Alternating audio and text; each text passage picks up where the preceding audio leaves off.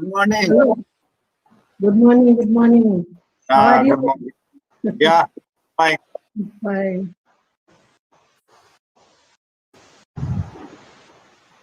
And early good morning to Professor Schuller. Good morning. Yeah, and by Professor Kaikichi. Good morning.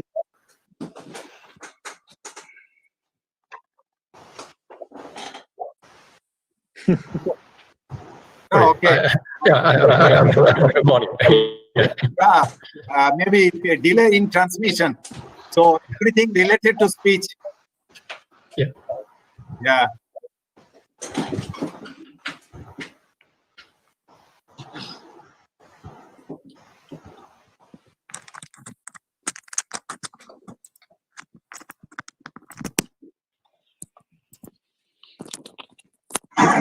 Anupam sir? Anupam sir? Yes. Sir, let us start. Yes. Yes, ma'am. Yes. Director sir, kindly permit us to start the Yes. session, sir. Okay. Okay. Please start. Exact time. Thank you, sir. Namaskar and good morning. Honorable Director of National Institute of Technology Silchar and Chief Patron of 25th International Symposium on Frontiers of Research in Space and Music, FRSM 2020, Professor Sibaji Bandyopadhyay.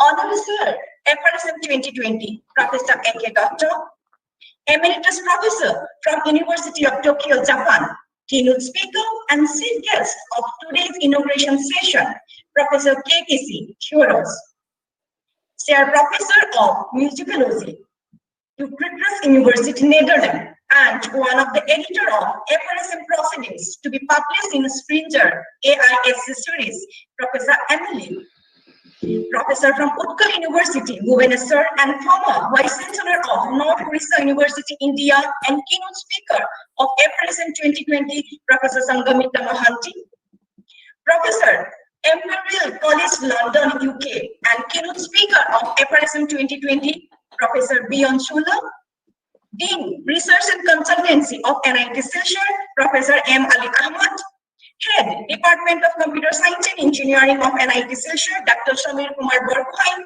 all the deans and heads of various departments, faculty members, and dear participants from India and abroad. On behalf of the organizing committee, I, Dr. Malaya Dattabara, would like to express my most sincere gratitude for your personal presence in this inaugural function of FRSM 2020, organized by the Department of Computer Science and Engineering of NIT Silchar, Assam, and Sir C.P. Raman Center for Physics and Music, Jadavpur University, Kolkata. Thank you, everyone.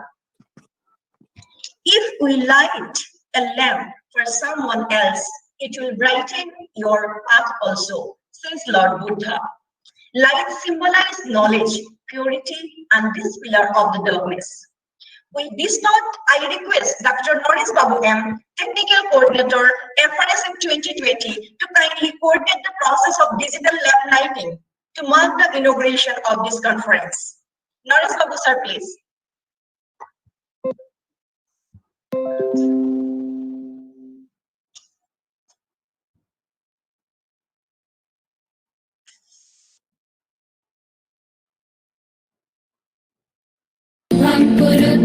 कल्याणम् आरोग्यं धनसम्पदः शुभं कुरुत्वं कल्याणम् आरोग्यं धनसम्पदः शत्रुबुद्धिविनाशाय दीपज्योतिर्नमोऽस्तुते दीपज्योतिर्नमोऽस्तुते शुभं कुरुत्वं कल्याणम् आरोग्यं धनसम्पदः शुभं कुरुत्वं कल्याणम् आरोग्यं धनसम्पदः.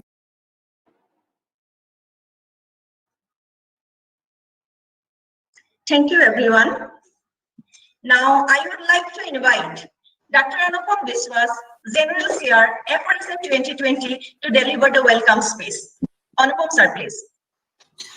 It is a matter of great honor for me to welcome you to the 25th International Symposium on Frontiers of Research in Speech and Music, FRSM 2020.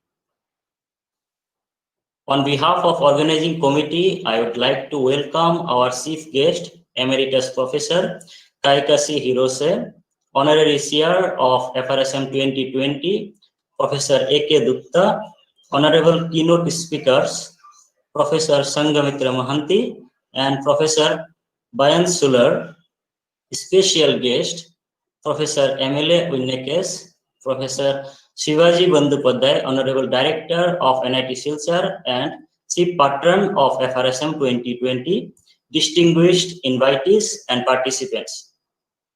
FRSM is one of the oldest events organized in the domain of speech and music. However, earlier editions were mostly focused on Indian participants. This year, we reach out to the other part of the world.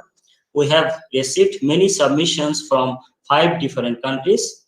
This time, we have followed rigorous and strict review policy to ensure the quality. Most of the submissions have been reviewed by the 6 or 7 reviewers who have expertise in the relevant areas, and all the papers have received at least 3 reviews. We have considered 36 submissions for oral presentation at FRSM 2020. The proceedings of FRSM 2020 will be published as book volume in Springer Proceedings series, Advances in Intelligent Systems and Computing, AISC. This year, we are able to organize the Silver Jubilee edition of FRSM with continuous support and encouragement from our beloved director, Professor Shivaji Bandyopadhyay, and my esteemed colleagues. However, due to current pandemic situation, we could not organize a physical event as planned before, but this new normal has brought us closer, though in virtual mode, as the great saying of this country, Vasudhaiva Kutumbakam, meaning entire world is one family. With this, I would like to welcome you all to the Silver Jubilee edition of FRSM 2020. Thank you. Thank you, sir. Ladies and gentlemen, this FRSM 2020 is the 25th Silver Jubilee edition of FRSM. One of the distinguished behind the journey of FRSM is Professor A.K. Dutta. Sir has sent his message to us. Due to some technical problem, he is unable to join this conference. So, may I request Dolendu sir to kindly read this message on behalf of him. Dolendu sir, please. Good morning to all. We have assembled here once more under this platform of Frontiers of Research in Speech and Music, FRSM. Since 1990, this unique annual international event intends to bring researchers in the field of speech and music together. At the same time, it also intends to pitch the objective and cognitive research potential of these 2 prehistoric fields of human communication to researchers in different disciplines, including those of science and technology. There has been gap on certain years because of unavoidable circumstances. This is a Silver Jubilee year of the symposium. This symposium is held in different eminent institutes of the country in different parts of India. Some of the institutions where the event was held in the past are ITC Sangeet Research Academy, Kolkata, ISI New Delhi, National Physics Laboratory, New Delhi, Banaras Hindu University, Banaras, Indian Institute of Technology, Kanpur, UP Technical University, Lucknow, Jadavpur University, Kolkata, Visva Bharati Universities, Santiniketan, Utkal University, Bhubaneswar, Orissa, Annamala University, Tamil Nadu, International School of Dravidian Linguistics, Thiruvananthapuram, All India Institute of Speech and Hearing, Mysore, Indian Institute of Information Technology and Management, Gwalior, MP, Indian Institute of Technology, Kharagpur, North Orissa University, Baripada, Orissa, National Institute of Technology, Rourkela, Orissa, and Alien House Institute of Technology, Kanpur, UP. In 2011, International Symposium on Computer Music Modeling and Retrieval joined hands with FRSM, and the joint symposium was held at Utkal University. In 2020, for the first time, the symposium is being held in the northeastern part of India. of our country. It will be hosted by National Institute of Technology, Silchar, Assam during 8 and 9 October 2020 at Silchar.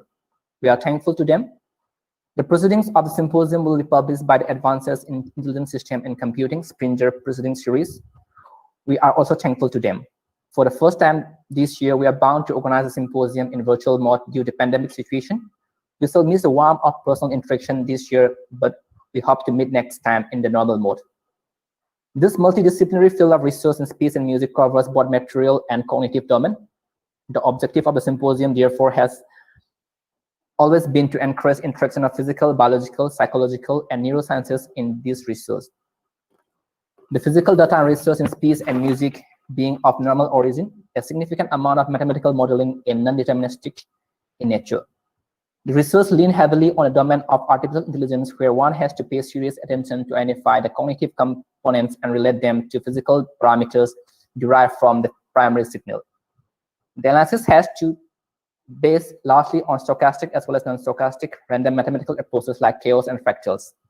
In a multilingual country like India, the need of these two modes of communication in knowledge management cannot be overemphasized. We hope that this annual platform would continue to unfold new interaction of science, technology, and mathematics with the faculties of minds like expression, impression, and feeling, and ultimately lead to a paradigm of research to unify matters and mind. Thank you. Thank you so much, sir. Now, I would like to request Professor M. Ali Ahmed, Dean Research and Consultancy of NIT Silchar, to kindly address the gathering. Sir, kindly. Thank you, Dr. Muled. Good morning to all present in this symposium. On behalf of the Institute, I welcome all the galaxy of Keynote Speaker and the authors of the symposium to NIT Silchar for this symposium FRSM 2020. Respected Director Professor Shivaji Bandyopadhyay, all the galaxy of keynote speaker for this symposium, all the authors of the paper, my esteemed colleagues in NIT Silchar, ladies and gentlemen. So this symposium, as you have seen, is a multidisciplinary aspect of the research culture of NIT Silchar. And just to have a brief about NIT Silchar, we have about 600 acres of campus area with full of green water body and natural ecosystem. In respect of academic, we have 6 BTech program, 15 MTech program, 3 MHC program, 1 MBA program, and PhD in all the disciplines of the institute. As of now, we have about 800 PhD scholars in the institute, out of which about 600 is our, about 500 is regular PhD scholars.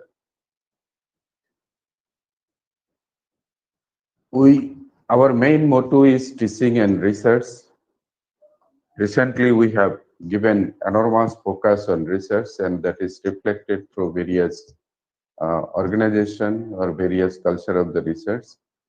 We have more than 50 number of high-value projects in the institute running by our faculty members, which are national and international in nature. We have UGRC, that is the Undergraduate Research Council, to promote the research culture among the UG students. We organize research conclave annually, where all our undergraduate, postgraduate, and PhD scholars used to participate in huge number. We encourage the students to participate national, international conferences and to publish paper in various reputed journals internationally. So this brief idea about that institute, I'd like to conclude, and I will basically congratulate the computer science department and Dr. Anupam বিশ্বাস, particularly being one of the youngest faculty member of the institution. He has brought this project and finally this 25th International Symposium in our institution. So congratulations for him and all the organizing committee member. Thank you very much. Thank you from me. Over to Malaya. Thank you, sir, for your words of wisdom. Thank you so much, sir. Now, I would like to request our mentor, dynamic academician, Honorable Director of NIT Silchar, Professor Symposium 25th, to kindly address the gathering. So kindly. Good morning to the delegates to the 25th International Symposium on Frontiers of Research in Speech and Music, FRSM 2020. My warm welcome goes to Professor Bjorn Schuler, my friend for a long time, Professor Shanghomitra Mohanty, Professor Emile Wenkes, Professor Kaikichi Hirose, Professor Michal Kositowski, and other delegates who are present in today's inauguration program. The authors, some of whom might be present in the YouTube channel also, where the program is a webcast live. The other participants, PhD students. It's really a privilege for us to organize the 25th FRSM 2020. And I understand that during this current pandemic period, obviously that is when the mobility of us are quite restricted. But I think at the same time, because of that situation, we have been able to organize such a program where the dignitaries from Asia to Europe, all across, they have been present in the same dais. And we again extend our warm welcome to all of them. Now coming to NIT Silchar first, as my colleague Professor Ali has said, we started the college started in 1967, so it is a very old one, situated in the northeast part of India. The classes started in 1977, in fact almost 10 years after. In 2002, it became the National Institute of Technology. Now in India, that is after the IITs, the next level of technical institutions are the National Institute of Technology. And in each state of India, there is an NIT. So in the state of Assam, the NIT Silchar is the National Institute of Technology in that respect.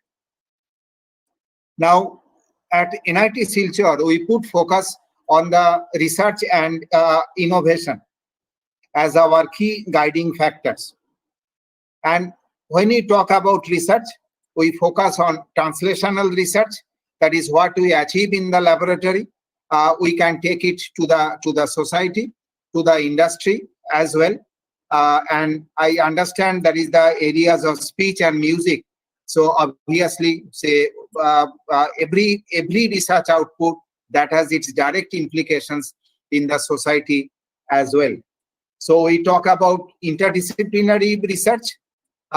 So people across the disciplines, so they collaborate together. And we believe in internationalization, because with international meets comes the innovative problems from different corners of the world, and that motivates us to work on a collaborative way to provide innovative solutions to the innovative problems. And finally, obviously, the industry has to be associated with that. Now, in our pursuit for research and innovation, we focus on the undergraduate research students so that the research culture is inculcated among them.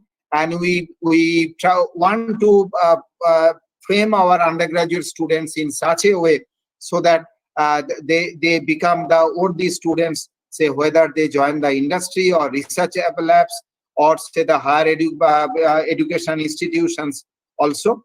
And as Professor has said, that is, we in the last few years we have almost doubled the number of PhD students, so that more and more research activities can be started, because as the world technology is progressing, changes so fast, we need to be say in tune with that, and that means we need to have research activities in several areas. We have identified some broad research areas where say we can say we have the center of excellence. So we have center of excellence in natural language processing, and our activities in the area of speech and music basically belong to that group. Then other center of excellences are in the area of water resources, energy science and technology, medical imaging and technology. In fact, environment science and technology is also one of them. But again, say there are other areas. That is, in several areas, our colleagues are doing research activities across the globe. We also put a thrust on the environment as well. Not only our green campus, but we have our own rooftop solar power plant, 1 megawatt solar power plant, through which we supply almost 30% of our energy requirement in the campus. And that is one part. Now, regarding that center for NLP, or say which includes the speech activities, because I myself work in the area of natural language processing, and I've worked in the text area for a long time, and now slowly the area itself, that is the language technology area, is moving towards the multimodal technology. That is not only the text, but also the speech and the image or the video. They are playing a bigger role in the language technology area, in the comprehension of communication across people. So we have a international Spark project with University of Saarland, Germany, in the area of multimodal machine translation, convergence of multiple modes of input, where we are doing an embedded neural machine translation model, that is the transformer-based model, where we actually embed the text part, the parallel, the voice also, the image and the video part. And we are trying to see, because that is how the quality of the machine translation basically improves. In several speech domain areas, our colleagues in the computer science and engineering department and in the electronics and communication engineering department, they are doing excellent works, like say the speaker identification, language identification, then using the speech signal with the medical diagnosis also. And obviously in the area of music, that is the Indian rag music and other areas. So obviously during the 2 days of the symposium, so these will become more and more evident also. And finally, I do expect that the relationships with the stalwarts in the area of speech and music, the relationship that has been established through the symposium, will take the relationship further, and we'll see that more and more collaborative works and more the suggestions we receive from them, so that we together can do a lot of works and more research activities we can kickstart in the institute in the area of speech and music for the betterment of the mankind. With this, I wish the 25th FRSM 2020 grand success. Thank you. Thank you, sir. Thank you so much for your words of wisdom. Now, it will be a privilege for me to invite Professor Bjorn Fulda to kindly address the gathering. So kindly. Yes, thank you so much. It is a huge honor and pleasure for me to be here virtually today, given that this is the 25th anniversary. That is, of course, a particular pleasure. The whole series of the Frontiers on Research in Speech and Music is a very exciting one to me, bringing together the speech and the music technology, and in particular in such a nice setting since so many years. I've looked into the program and I'm really, really excited. So many nice presentations to be oncoming, not only on speech and speech processing, but in particular, very, very many on music and a lot of local music, which makes it particular exciting and distinguished from other series like this. Unfortunately not in India this time. It would have been the third time, and I have to say I loved the first and the second time like almost nothing else. It was a huge, huge cultural experience and pleasure each time. This time, unfortunately, we're all virtually here, but I think in particular such an event is great because it's not a size of, let's say, an Interspeech or ICAST with thousands of participants, but it's much smaller. And that is usually great for collaborating and for talking a lot to people and really getting to know people much more closely, also in a more local setting. So I really hope we will find some way to do this also in this framework and not only listen to presentations, but somehow find a way, whatever it is, to drop emails afterwards to each other or other ways to get in contact and stay in contact. Now, I would particularly like to thank the National Institute of Technology in Silchar for the great organization, and in particular, Professor Sivaji Bandyopadhyay, but all the other great people involved in organizing this wonderful event, like Professor Asake Kumar Datta, Dr. Samir Kumar Bodogain, Professor Deepak Ghosh, Dr. Amupam Biswas, Professor Arga Deb, and Dr. Pinky Roy and Dr. Sengupta. So thank you very much for putting together this great, great format and not being frightened away by the COVID-19 situation, but holding it after all in such a format. Now, with those words, I really, really look forward to the great oncoming presentations and talks, and I hope to just listen to a lot of local music and to a lot of exciting talks also in speech and in general. Thank you very, very much. Thank you so much, sir, for your kind words. Thank you, sir. Now, I would like to request Professor Sanghamitra Mohanty to kindly address the gathering. Madam, kindly. Hello, good morning, everybody. Yeah, good morning. Good morning. At the outset, let me thank the director, the other members of NIT Silchar for sponsoring this FRSM 2020 and the 25th year or the Silver Jubilee session year of FRSM. I visualize this particular activity, an initiative and a recognition of the human being in general and the speech or the voice in particular. If we discuss about or go through different scripts about the speech or the sound, we see that natural sound is the first sound that we have recognized, and Samveda is the first Veda which recognizes sound. So this sound is which is modified form is speech is very important in our life. And when the whole world is talking about AI, actually speech is the thing which is going to overrule everything, because speech is the thing that we have started from our rudimentary state, that is from the very beginning of our life, and that part is really difficult to perform artificially in the brain of a computer.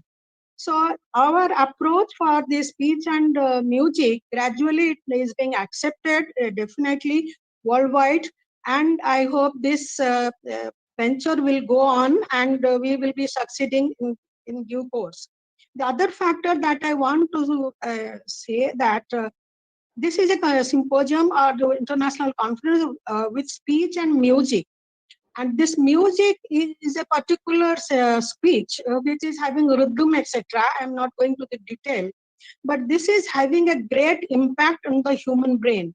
Yes, it is having, our Indian culture says that Saraswati was playing always Veena with Brahma, because Brahma was overtaxed with work. So that is how, if we say scientifically, that is the part that that is being tested nowadays, because any rhythm, a sound or speech is having a great impact on brain signals, and we have analyzed the EEG signals, and it also says that with the very rhythmic, that is particularly Indian music, the EEG signal gets pacified. Further, I like to share with the group of FRSM that presently I am working with different groups, particularly to analyze the EEG signal with the utterance of different shloka.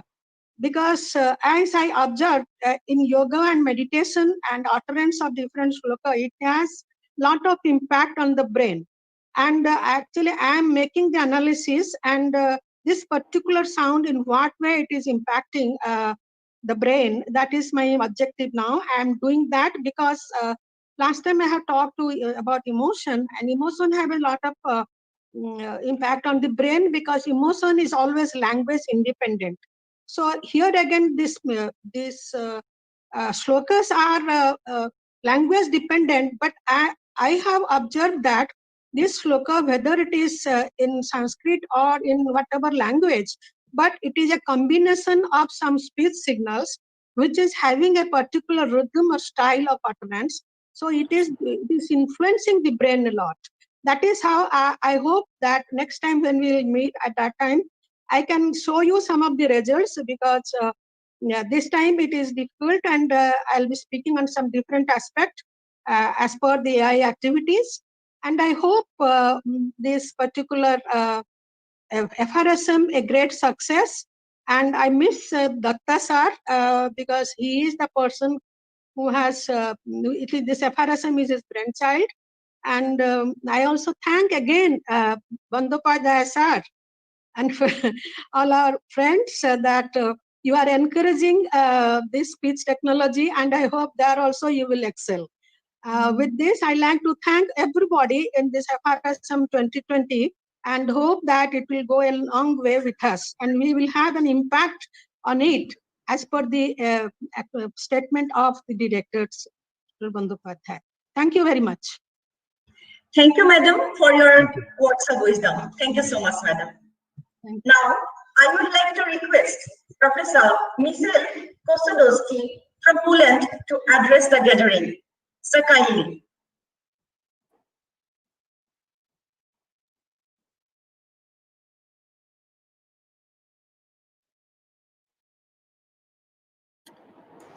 Professor Michal, please unmute.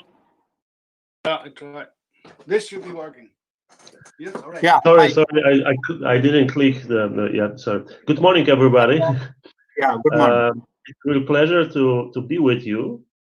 It's this conference is a little bit not in my main research, I would say, but as it was already said,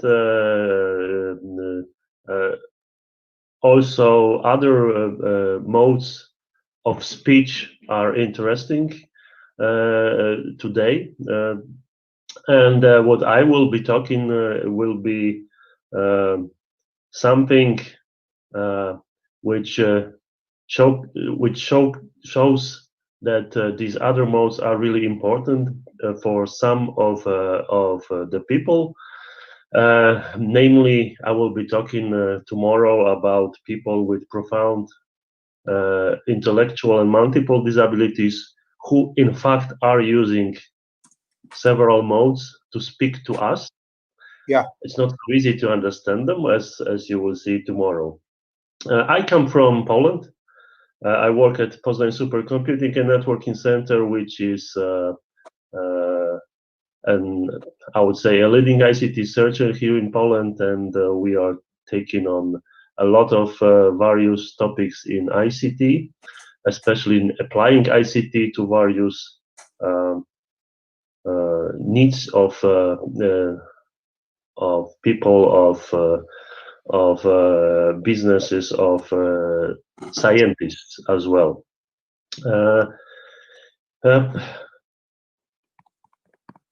Well, this is I'm really interested in hearing a little bit more about speech and music these 2 days, and I hope that what I will be talking about will be also interesting to everybody.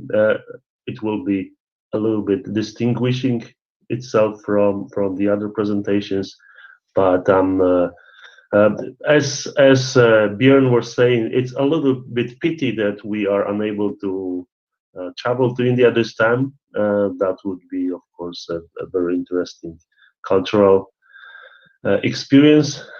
Well, for me, it would be the first time, but I hope that nevertheless we will be able to have a really nice discussions and insight into the speech and music research these 2 days. Yeah. Thank you, Professor. Thank you so much, sir. Thank you. Now, I would like to request Professor Iman Wenikris to address the gathering. Sir, kindly. Okay, thank you. There were some misunderstandings here. Thank you for inviting me here, albeit from a screen and from a different time zone. It's now about 6:30 in the Netherlands. But it's my pleasure and honor to participate in this well-organized Jubilee edition of the conference. It promised to be a very inspiring, cross-disciplinary and cross-cultural symposium. If I look through the program, my role here nonetheless is rather limited. I'm involved as one of the editors of the proceedings volume, which will be published by Springer early next year. And as Dr. Biswas already mentioned, the book will be part of the series Advances in Intelligent Systems and Computing. I think it's going to be a thought-provoking publication with a rather international scope. The editorial colleagues are Anupam Biswas, Denis Čurk from Slovenia, Alicia Wojciechowska from Poland, and Professor Sung Pei Hong from Taiwan. And we have assistant from our Utrecht student intern, Leroy Ronken. Unlike most of you, many of you probably, I have less a background in cognitive sciences and empirical science, as I work first and foremost within the humanities. I am, however, involved in exciting excursions with the medical faculty here at Utrecht University, a collaboration which is also truly interdisciplinary. Also, I'm not so much a speech scholar, but rather a musicologist. Yet, as we see in this conference, research on music and speech has become more and more intertwined, and not just since the historic invention, and we have to mention that here, of Schoenberg's Sprechgesang. We all by now know that speech and music are both expressive and receptive. Both can be defined as performative or through their compositional form, or in terms of invention, breaking new grounds, breaking through tonal and cultural barriers, breaking through rigid octave divisions. In short, it is sound that our disciplines have in common. It is sound which unites us here for these 2 days. I may be formally out of sound for most of you, but I will not be out of sight. I will see you soon, albeit yet again on screen during the upcoming sessions, and I wish you all a great conference. Thank you. Thank you. Thank you. Thank you so much, sir, for your inspired word. Thank you, sir. Now, I would like to invite our esteemed chief guest of inaugural function, FRSM 2020, Professor Keynote Session, to deliver your speech. Sir, kindly. So, okay, can you hear me? Yeah, thank you very much. First, I'd like to say thank you to FRSM's organizers arranging the virtual meeting under the difficult condition. It is a pity that we cannot visit Silchar, but I could slightly enjoy the city by visiting several YouTube videos. Actually, I found them. I first participated in FRSM 2008 held at Jadavpur University, Calcutta, when we started a joint project on speech synthesis with CDAC Institute. Since then, I attended several FRSM meetings. It is nice to meet old friends again, though it's virtual. I remember a number of episodes, including one when I visited Mumbai with Professor Shyamal Dasmandal, and we arrived at the airport late at night but the way to the hotel was not clear, even for the car driver. So we are making a phone call everywhere, and then we could arrive to where is the hotel. So we arrived the hotel around 2 a.m. And next morning we have a flight at 6 o'clock in the morning. So we have just 3 hours in the hotel. It is turned to a good memory now. So now foundation of FRSM comes very stable, and I hope it's further developments for coming years. Thank you very much. Thank you. Thank you, sir. Thank you so much for your words of wisdom. Thank you, sir. As we come to close our inaugural function, I would like to invite Dr. Ripon Padhiri, Organizing Chair, FRSM 2020, to give her the vote of thanks. Sir, kindly. Honorable Director, sir, our most valued invited guests, dignitaries, authors, ladies and gentlemen. It's my privilege to present a vote of thanks on this occasion. I, on behalf of FRSM 2020 and on my own behalf, would like to extend a very hearty vote of thanks to the dignitaries, keynote speakers, guests, authors for your kind presence today. At the very beginning, I would like to express my gratitude to Jadavpur University for providing us to organize this conference. A big thank you to Professor Bjorn Suller for his kind presence and his motivational talk. Thank you, Professor Suller. I must mention our deep sense of appreciation to Professor Sanghamitra Mohanty for our kind words and presence. Thank you, Madam. Furthermore, we are grateful to Professor Emir Winikes for his remarkable speech. Thank you, Professor Winikes. Moreover, I would like to thank Dr. Michel Kosidowski for his kind presence today. Thank you, Professor. I wish to express my gratitude to Professor KK.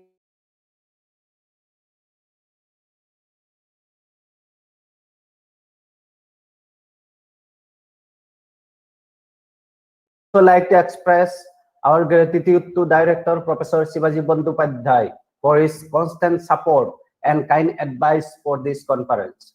Thank you, sir. Moreover, I would like to acknowledge Professor A.K. Datta for his valuable input and advice, for which we are grateful to him. I'd also like to thank all authors for the submission of their research findings. I express my sincere thanks to Dr. Anupam Vishwas, Professor Deepak Ghosh, Professor Arghadev for their constant effort to make this event a great success. Also, I would like to express my sincere thanks to Dr. Malaya Datta Bora, Dr. Shyamashri Pal, Dr. Naresh Babu Muppalanani, Dr. Partha Pakre, Dr. Pinky Roy, Dr. R. Sen Gupta, Dr. S. Das Mandal, Dr. Anish Kumar Saha, Dr. Sankha Sanyal, Dr. Laiprakpan Dalendra Singh, Dr. Syamapada Mukherjee, Dr. Ujjala Barua, and all other faculties of the Department of Computer Science and Engineering, National Institute of Technology, Silchar, and Jadavpur University. Finally, I would like to conclude the vote of thanks with a quote of Albert Einstein: to raise new problems, new possibilities, to regard all problems from a new angle requires creative imagination and marks real advance in science. I wish a grand success and wonderful time ahead. Thank you all. Jai Hind. Thank you, sir. Finally, this is an opportune time to declare the official opening of the FRSM 2020. So I want to request Honorable Director Sir of NIT Silchar and Chief Patron FRSM 2020 to declare the conference open. Sir, kindly.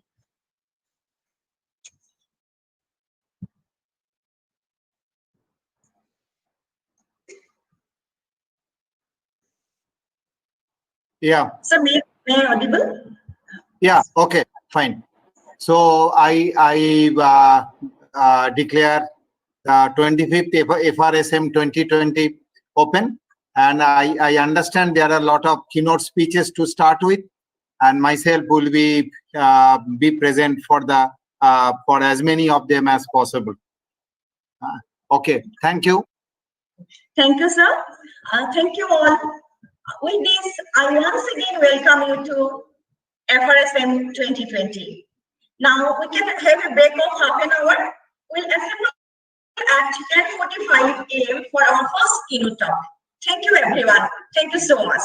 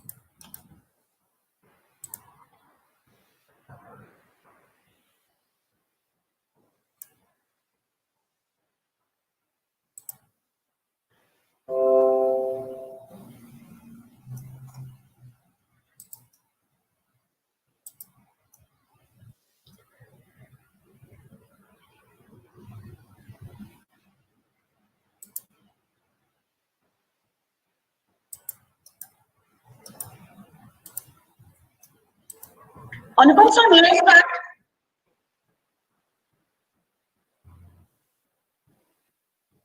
Anupam sir? Yes, madam. May I start, sir? Professor Hirose, are you ready? Yeah, I'm ready. Okay, ma'am, please announce. Welcome back to FRSM 2020. Now, we are entering in the keynote session of FRSM 2020. Professor K.K.C. Hyoros, Emeritus Professor, University of Tokyo, Japan, is our first keynote speaker. It is now my privilege to introduce Professor K.K.C. Hyoros. Professor Hyoros has received the PhD degree in electronic engineering in 1977 from University of Tokyo. He was a professor of the Department of Electronic Engineering, University of Tokyo from 1994. In 2015, he retired from the University of Tokyo and was received the Professor of Emeritus title. He was also a visiting professor of National Institute of Informatics from 2015 and served as a project professor from 2019. From March 1987 to January 1988, he was visiting scientist at Research Laboratory of Electronics, Institute of Technology, Cambridge, USA. He has been engaged in a wide range of research on spoken English language processing, including analysis, synthesis recognition, dialogue system, and computer-assisted language learning. From 2000 to 2004, he was principal investigator of the national project Realization of Advanced Spoken Language Information Processing utilizing Prosodic Features. He served as General Chair for Interspace 2010, Japan.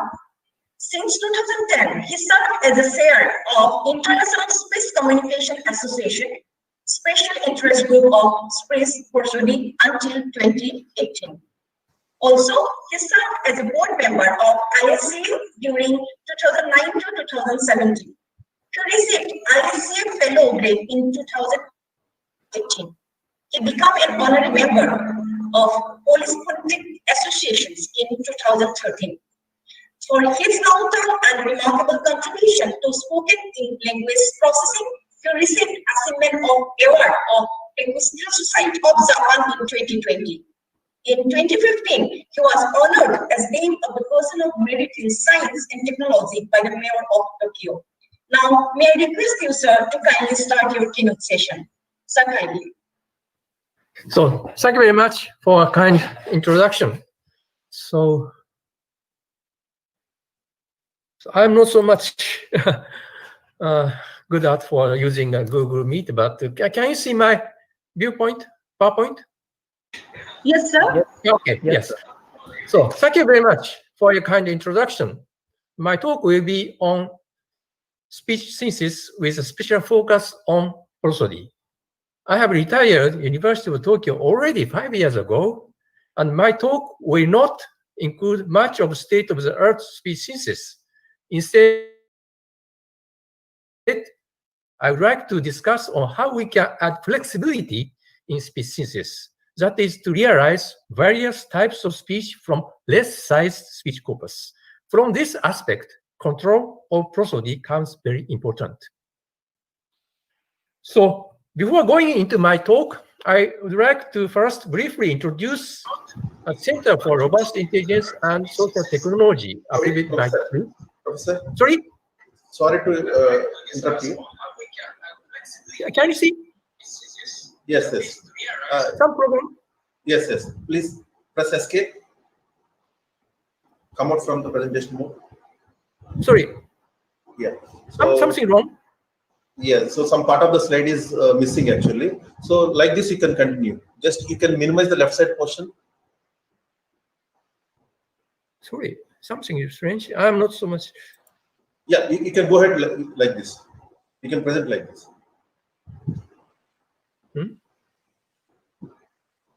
Proceed like this. Don't go for the presentation mode. Can you? So my view graph is not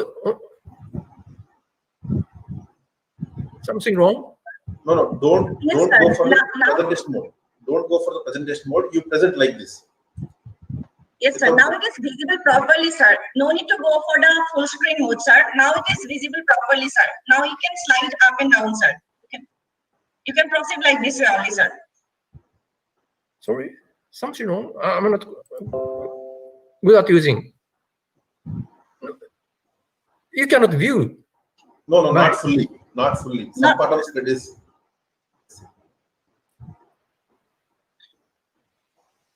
So Sir. maybe something. Yeah. Yes, sir. Now Present it like is, this sir. one. It is okay. It is okay. Okay. So maybe with this version, I would like to say use some resolution issues. yes. You proceed like this. Okay. Yeah. Yeah. Okay. Anyway, Center for Robust Intelligence and Social Technology is a research center at National Institute of Informatics, and where I'm working as executive advisor. This is a research center at the National Institute of Informatics and established in April 2018 with budget from Line Corporation. Line Corporation is something famous. It's originated from Korea, but it's a very famous, mobile company in Japan now. The aim of the center is to promote university-based research projects on robust artificial intelligence. Outcomes will be used to solve various social problems such as aged people alienation, education gaps, and so on. Several researchers related to speech and language processing are on the way. So currently we have, 17 projects, and also some other 8 projects focused on something, some big project. Okay. The detail can be obtained from this website. So if you have an interest, please check this website. First, I would like to explain prosodic features of speech. So as is well known, speech features can be divided into 2 groups, segmental and prosodic. Segmental features are features on vocal tract transfer function and tightly related to phonemic features, and covers relatively short range such as phones and syllables. On the other hand, prosodic features are features on voice source, which are manifested by fundamental frequency vocal fold vibration, it's called F0, and power voice source vibration and speech rate, and also voice quality, mostly of vowel sounds. They are typical for spoken language, that means not specified in written language, and cover relatively wide range. So it is called suprasegmental features. So various information is conveyed by prosodic features, linguistic and paralinguistic and non-linguistic, as shown in this slide. Accent type is very important for Japanese, since words with same phoneme have different meanings depending on the accent type, like hashi and hashi. There are different meaning, bridge, edge, and they say chopsticks. 4-tone system on Mandarin is very famous. Prosody contributes a lot for smooth communication, or such as adding attitude or emotion, and also urging turn taking, and so on. There are several issues when handling prosodic features in speech processing. First, prosody spreads for a wider time span. So frame-by-frame processing, usually used for speech signal analysis, may include inherent problem.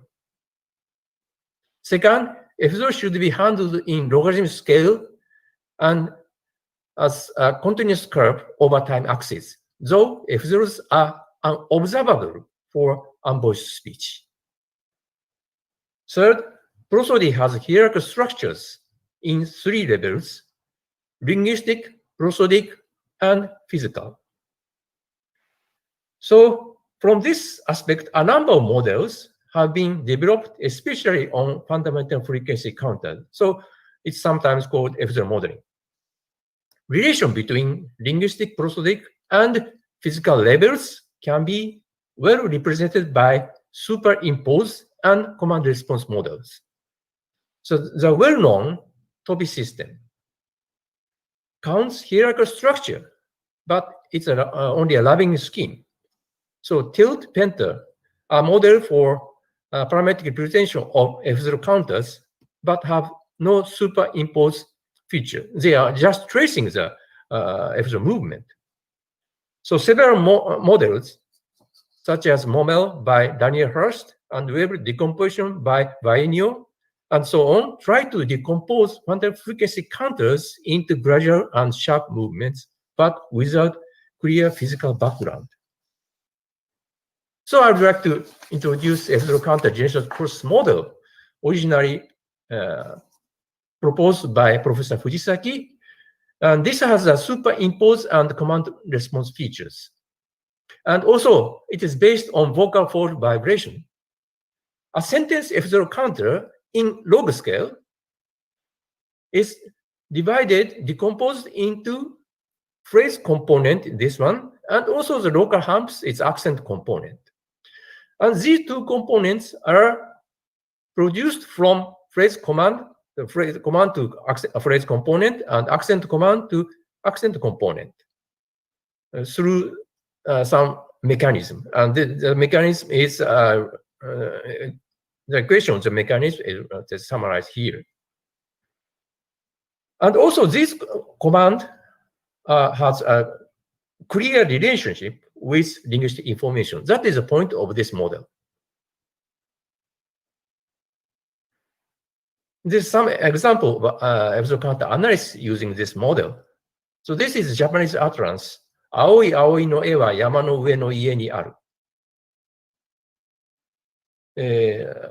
So the meaning is a picture of blue hollyhock is in the hilltop house. And this sentence is actually that's easy to what they say analyze because know what they say consonants. So all what they say no voiceless consonant.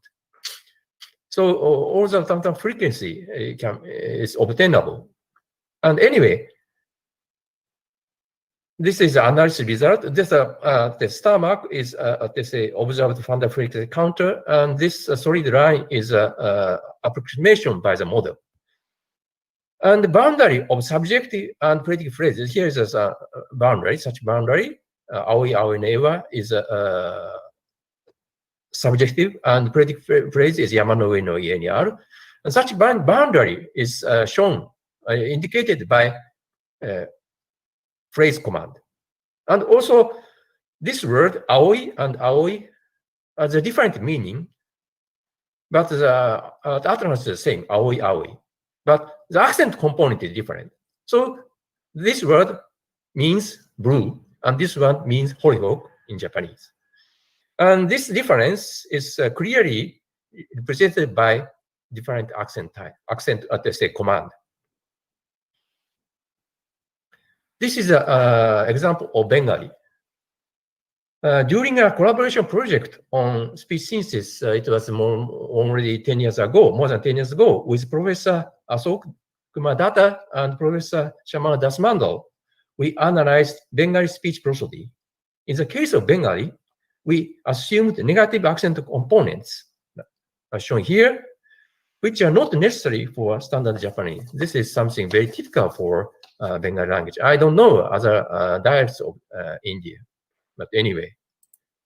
This negative accent component is important also for Mandarin. So tone types are well represented by combinations of positive and negative commands, as shown here. And for instance, tone 3 is represented by large negative component, and tone 4 is represented by plus and minus command combination. So I'd like to move to speech synthesis. First, I'd like to briefly introduce its history. In early stages of speech synthesis based on source filter modeling are shown here, where speech spectrum is represented as a multiple of sound source and vocal transfer function, and also radiation. Sound source is tightly related to Prosodic features, and by manipulating this sound source, we can highlighting words, changing speaking styles, and so on. So originally, there are 4 types of methods of speech sound generation in speech synthesis. The lower 3 methods, analysis synthesis, terminal analog, and vocal tract analog, are all based on source filter models. The terminal analog method, which is called formant synthesis, because formant frequency and bandwidth become important feature to control this method. A commercial system was developed through the effort of late Dennis Klatt and Kenneth Stevens at MIT. I have a chance to meet them when I visited MIT 1 year. It is good for realizing flexible control in speech synthesis, but it's difficult to handle large speech corpus because automatic analysis of format not always gives reliable results. This situation limited the quality of synthetic speech. This is not the case for analysis synthesis system, which is usually using LSP analysis or other similar analysis method. But independent handling of sound source and vocal tract features include an inherent problem, causing certain limitation in speech quality. So development of PSORA method put forward the use of waveform concatenation method for speech synthesis. And later, many commercial systems are realized with good speech quality, supported by a huge-sized speech corpus. These systems are without manipulation of F0 and are called selection-based methods. So this slide shows a rough summary of speech synthesis history. I will skip this, but although high quality was realized by selection-based systems, they lack flexibility in speech quality control. That is the problem. In order to add flexibility, we need to go back to the source filter modeling in order to solve the low quality problem. Statistical methods such as HM speech synthesis were introduced. So this is a picture of formant synthesizer developed by Dennis Klatt. And formats are represented as bandpass filters. So these are bandpass filters. But there is an issue of cascade or parallel connections. Although cascade connection is correct from physical viewpoint of speech generation, its control is rather difficult. Parallel connection is not correct since it produces pseudo zeros in spectrum, but its control is easier. So Dennis Klatt combined these 2 methods and developed a formant synthesizer called hybrid formant synthesizer. There's some demo, so which is available in our website. Text-to-speech systems are beginning to be applied in many ways, including aids for the handicapped, medical aids, and teaching devices. The first kind of aid to be considered is a talking aid for the vocally handicapped. According to the American Speech and Hearing Association, there are over 1 million people. Anyway, so there are some, the content of the speech is very clear, but still we have some, sound of something like this style of the speaking. And we have developed all cascade formant synthesis are shown here. So the point of this synthesizer is we have a different this combination of filters for different manner of sounds, or that makes it easier to control the speech synthesis system. And here is some demo. Sorry, maybe I cannot make a demo, so but just wait. So I should go this way. Only speech.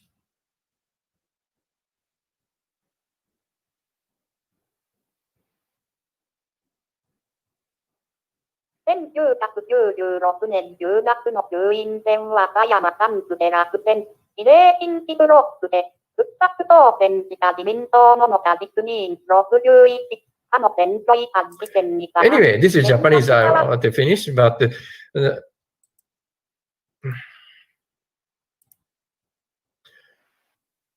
the content is also clear, but there are some strange sounds. That is a problem of performance synthesizer, and we cannot solve this situation. So, corpus-based speech synthesis. As I mentioned already, selection-based speech synthesis was developed by ATL researchers originally to avoid quality degradation during P-SORA process. So here's some demo. 四国の南には前線の伴った低気圧があって、東北東へ進んでいます。一方、日本の遥か東には高気圧があって、日本の東海上を覆っています。北海道の一部と中国地方から南西諸島にかけて。So this is quite natural, actually, but we notice some kind of strange prosodic something strange intonation here, and later we have developed a bunch of systems, but I would like to make a demo for a system which I collaborated with a Korean venture company. It was 15 years ago, but could generate very human-like sounds. 緊急地震速報。強い揺れに注意してください。車はハザードランプをつけてください。落ちてくるものに注意し、頭を保護して落ち着いて行動してください。So this is very high quality, and but the first version of this synthesizer is very poor, with very poor Prosodic features, and I actually helped them to develop or improve. So handling of Prosodic feature is really crucial and very difficult for speech synthesis.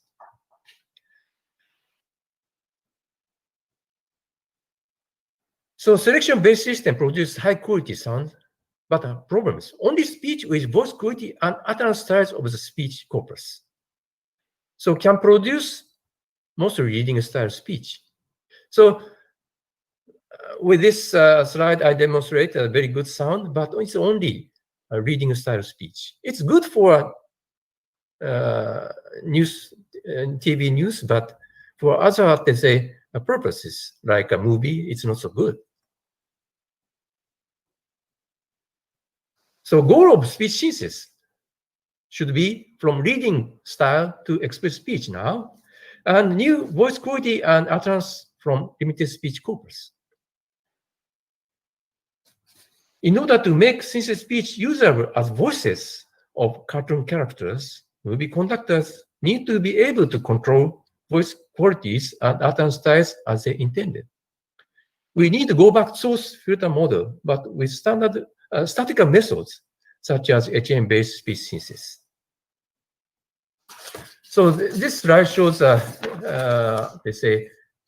differences. What is different from HMM for speech synthesis and HM for speech recognition?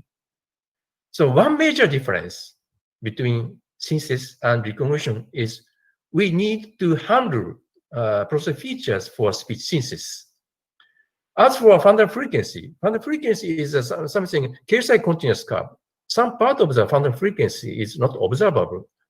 To solve such kind of situation, Professor Tokuda developed some scheme it's called multi-space probability distribution, HMM. But it has some problem at boundaries between voiced and unvoiced boundaries, as mentioned later. One major merit of hidden Markov model-based speech synthesis is morphing, which can generate styles not in the corpus. Sorry. Again, I should move to, let's say, only sounds. It's a reading style sound. Careless sounds. Joyful sounds. So it's quite natural because by what they say, for synthesizing these types of utterances, we use such a corpus. But morphing is possible for this case. This one, morphing, realizing style not in the corpus.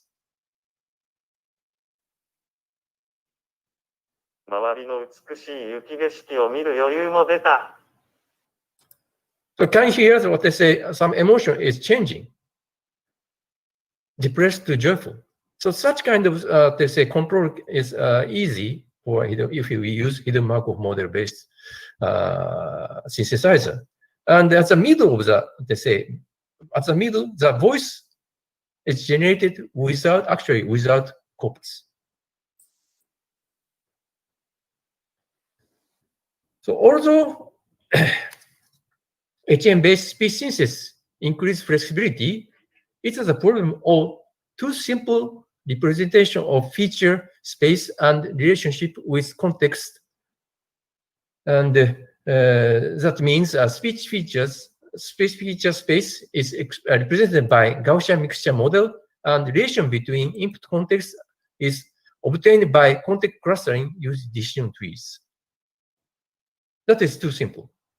So neural network has several advantages from this respect. Direct representation of speech feature space comes possible, resulting in improved mapping between linguistic information and speech features. Also, various speakers and styles are realized by introducing shared style speaker specific layers, as shown here, and speaker codes of hidden layers.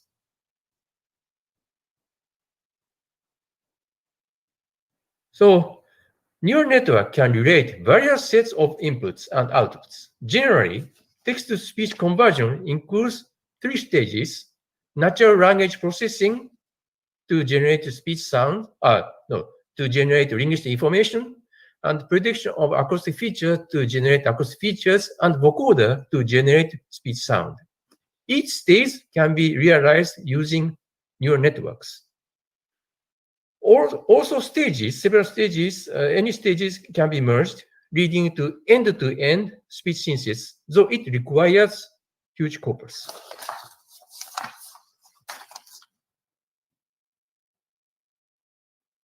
So several end-to-end speech synthesis have already been developed, like WebNet and Tactron. I would like to show some demo for Tactron.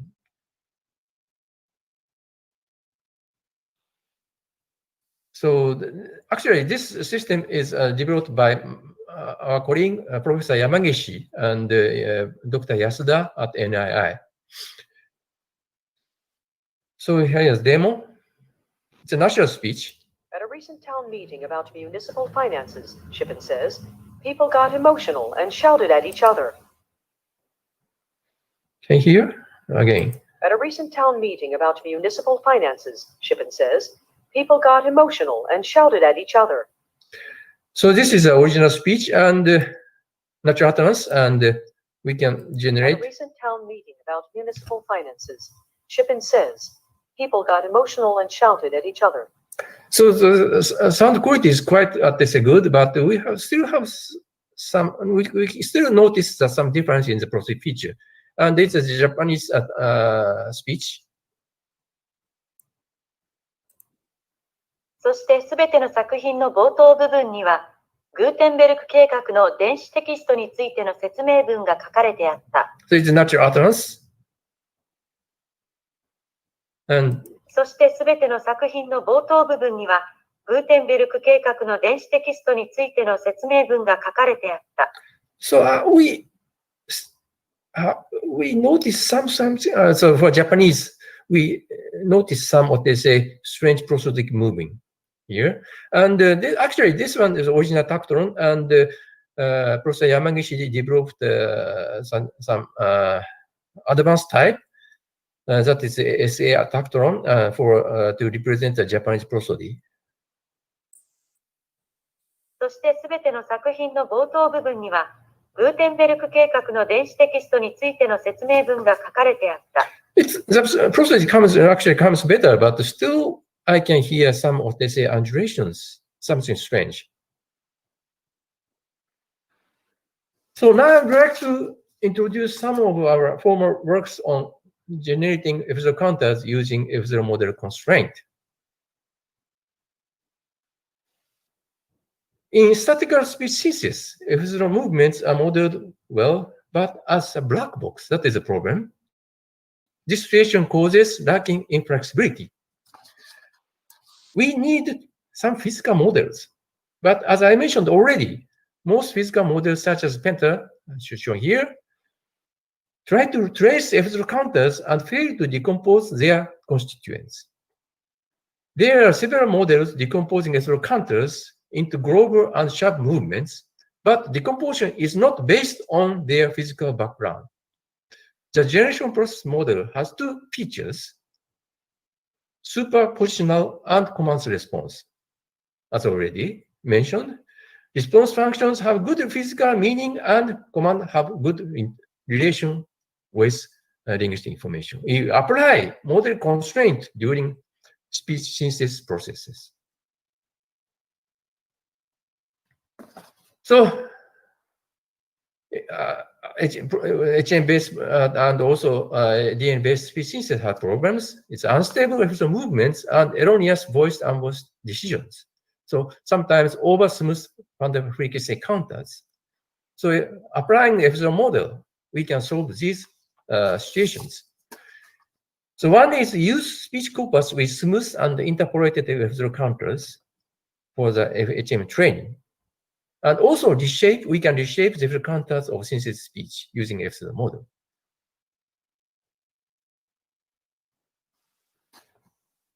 So in some languages, for instance, Chinese, voice and voice decision errors are frequent at the degrade the synthesis speech quality. So for instance, third tone has very low phantom frequency counters, and sometimes the F0 extraction is rather erroneous. So we should use some, not using MSH, but continuous F0 HMM. In Japanese speech synthesis, voice and voice decision errors are less, but still many unstable and unexpected movements are observable. So speech samples with smooth and interpolated F0 counter by the F0 model and use these samples for the HM training. That is the idea of my method. Here's an example for Chinese speech. So it's if you use MSD HMM, it's an original method. 还有些读者提出了一些积极的建议。 The proposed method. 还有些读者提出了一些积极的建议。 So it's a Chinese. We cannot find out the difference, large difference between the two sounds. But if you look at the phantom frequency, the difference is very clear. The dotted line is phantom frequency of the speech corpus, and the red line is a phantom frequency counter generated by MST HM. So there's some voiced and unvoiced errors, and also the predicted phantom frequency is very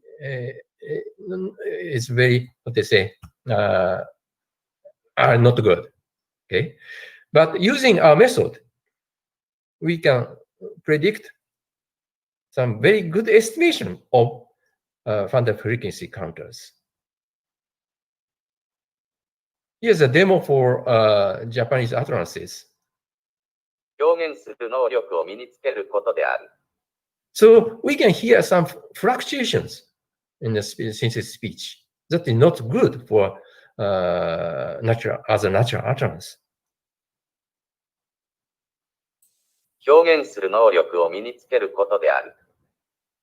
The quality is coming better by applying the FSO model. But sometimes this method produces some over-smooth F0 counter. And the point is minor F0 movements, such as microprosodic ones, are not counted in the model. F0 model is good model, but still it has some problem. So they are not representing all the TSA components. So then I would like to add some this kind of a difference to the HM training, HM speech synthesis. We call it F0 residual, log F0 observed minus log F0 model. So here is counter by the F0 model, and here is the F0 residual. We add this F0 residual for the HMM model training. And phrase components and accent components and residual of F0 counters are related differently to linguistic information of input sentences. So phrase component syntax structure and so on, and accent component word accent, and F0 residual phoneme identity. So in this situation, so it is better to handle these things separately. So we are using multi-stream training for HM-based speech synthesis. Also, we use continuous F0 HMM instead of MSD HMM, so that we can avoid problems around voice-unvoiced boundaries.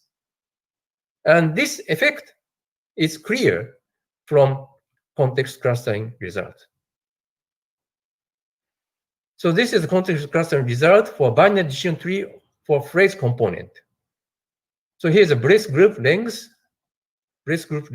So such kind of, brace group is something wider range. And this is a result for accent component clustering. So in this case, the major node is accent type and also accent length and such kind of things. So all related to accent types. This is a result for F0 residuals, pause, voiceless, fricative, and K-sound, all phoneme identities. So it is nodes after context clustering are related to long units for phrase components, accent phrase information for accent components, and phonic information for F0 residuals. So here's a demo. So original utterance, natural speech. So speech by MSD HMM, so original HM method.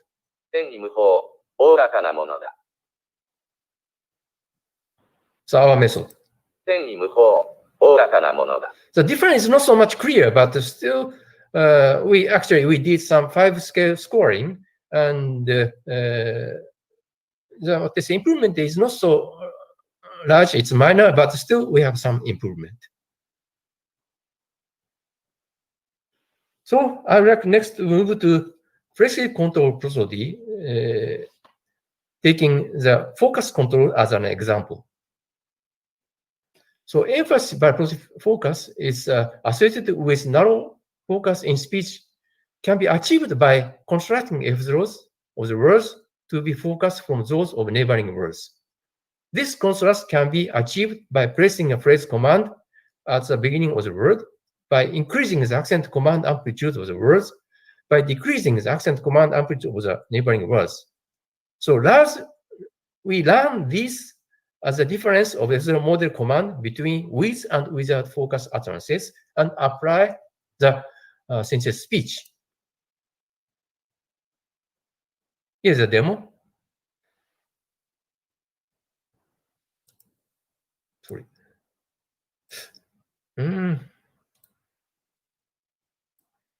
So I should move to.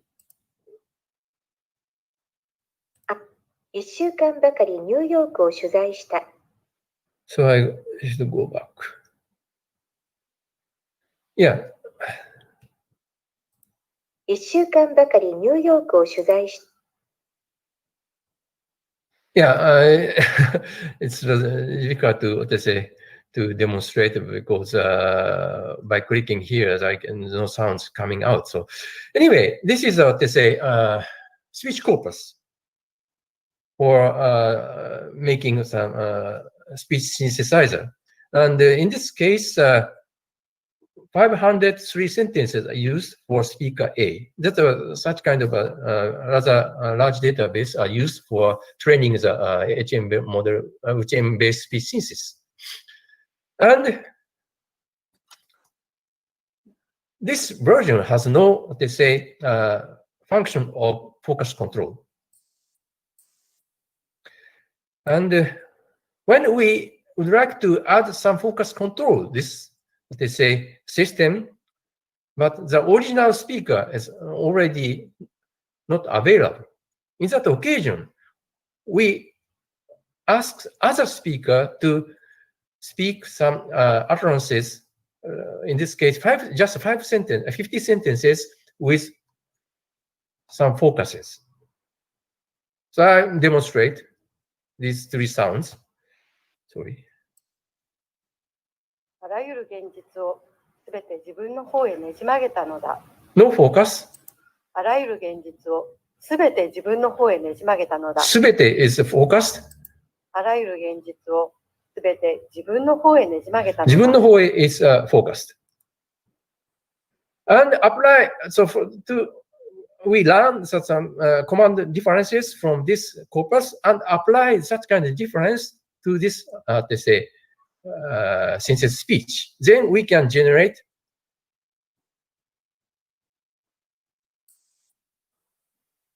あらゆる現実をすべて自分の方へねじ曲げたのだ。あらゆる現実をすべて自分の方へねじ曲げたのだ。So we can realize focus with very small size, using very small size corpus, and even using the utterances by different speaker.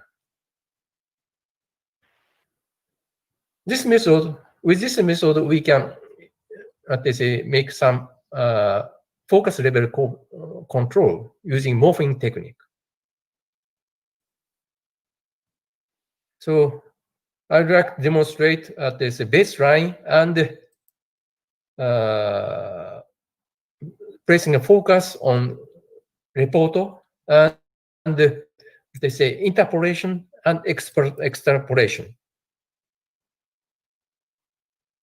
学生はレポートを置くとちょっと頭を下げて出ていった。So without focus, 学生はレポートを置くとちょっと頭を下げて出ていった。we added the focus and 学生はレポートを置くと interpolation, 頭を下げて出ていった。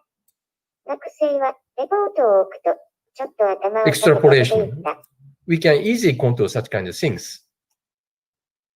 So this is another, they say, demonstration, and maybe it's a 表現する能力を身につけることである。original chain-based speech synthesis, so it's a fluctuation of Prosodic features, and 表現する能力を身につけることである。so Prosodic is coming better, and we can add 表現する能力を身につけることである。some, what they say, focus on 能力. So also this method can be used for voice conversion. So voice conversion is convert someone's voice to another voice, keeping the linguistic context of the utterance without knowing this context.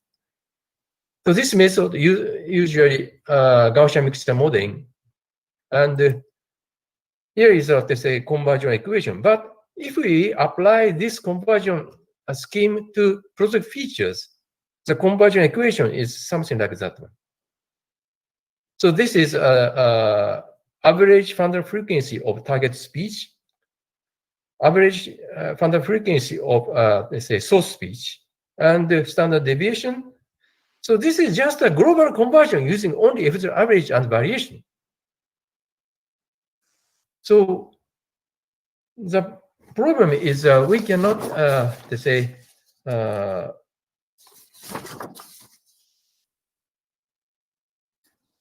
handle the difference in prosodic structures between source and target speech. When someone speaks slow, for instance, accent concatenation comes different. So the number of the accent component is different. Such kind of things cannot be handled. So we can apply our method to voice conversion. Here's some demo. 小さなうなぎ屋に熱気のようなものがみなぎる。 And target speech is this a natural utterance? 小さなうなぎ屋に熱気のようなものがみなぎる。 The baseline method 小 using さなうなぎ屋に熱気のようなものがみなぎる。 Gaussian mixer model and proposed method. 小さなうなぎ屋に熱気のようなものがみなぎる。 Sorry, the difference is not clear, but we did some let's say evaluation, and the result is clear. This one is better. So I'm making summary of my talk. For wider use of synthesis speech, we need to realize speech synthesis with high quality. So currently, statistical speech synthesis methods are used, but still have various problems in synthesis speech quality, including those related to speech prosody. Prosody spreads to very wide time spans and has hierarchical structures. So good prosody modeling need to be embedded to statistical speech synthesis methods. So thank you very much for attention.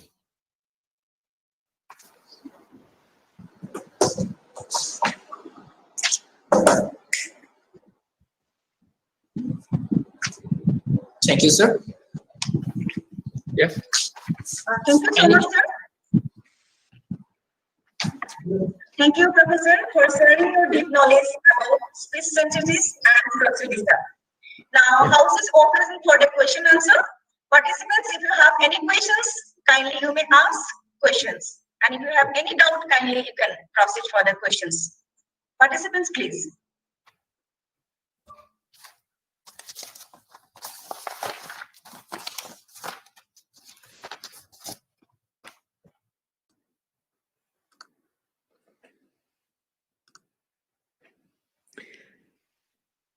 Hello. Hi. Can I just ask questions? Yeah, sorry, sure. Okay, I wasn't sure how to do this. Thank you very much, Kekichi, for this very nice and inspiring talk. I have just a detail at the beginning. You have been distinguishing between paralinguistic and non-linguistic, and you counted emotion under non-linguistic.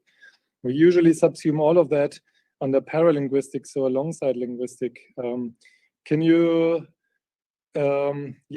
explain your view a little bit maybe, and how you see the difference?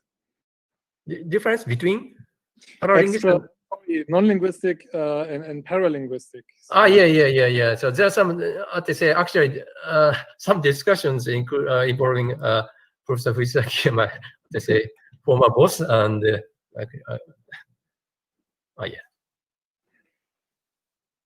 where? This one.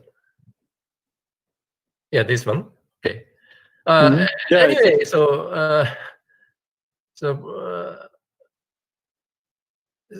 non-linguistic is something Professor Fusaki says that the non-linguistic is something not controlled by speaker. So attitude, but I'm not quite sure. So attitudes also for my definition, paralinguistic can add some a kind of supplementary linguistic information. Yeah, And non-linguistic information is something other things like individuality. So emotion is something as a boundary between paralinguistic and non-linguistic. This is my idea. Okay. Maybe everyone has different, what they say, opinion. Or definition simply, yeah. Thank you very much. Thank you. Participants, do you have any more questions?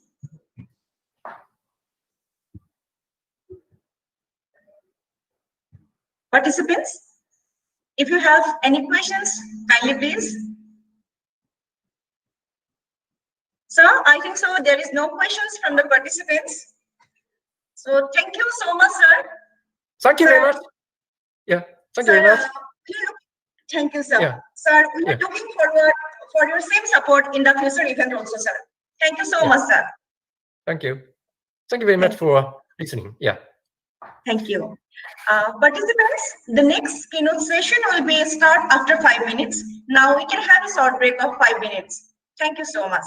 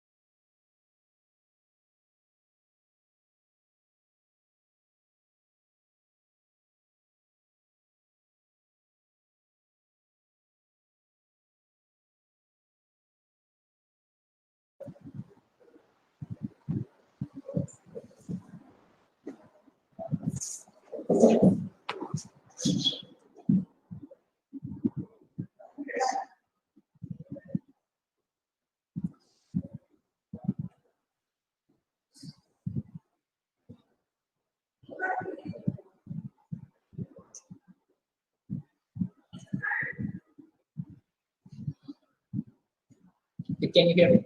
11?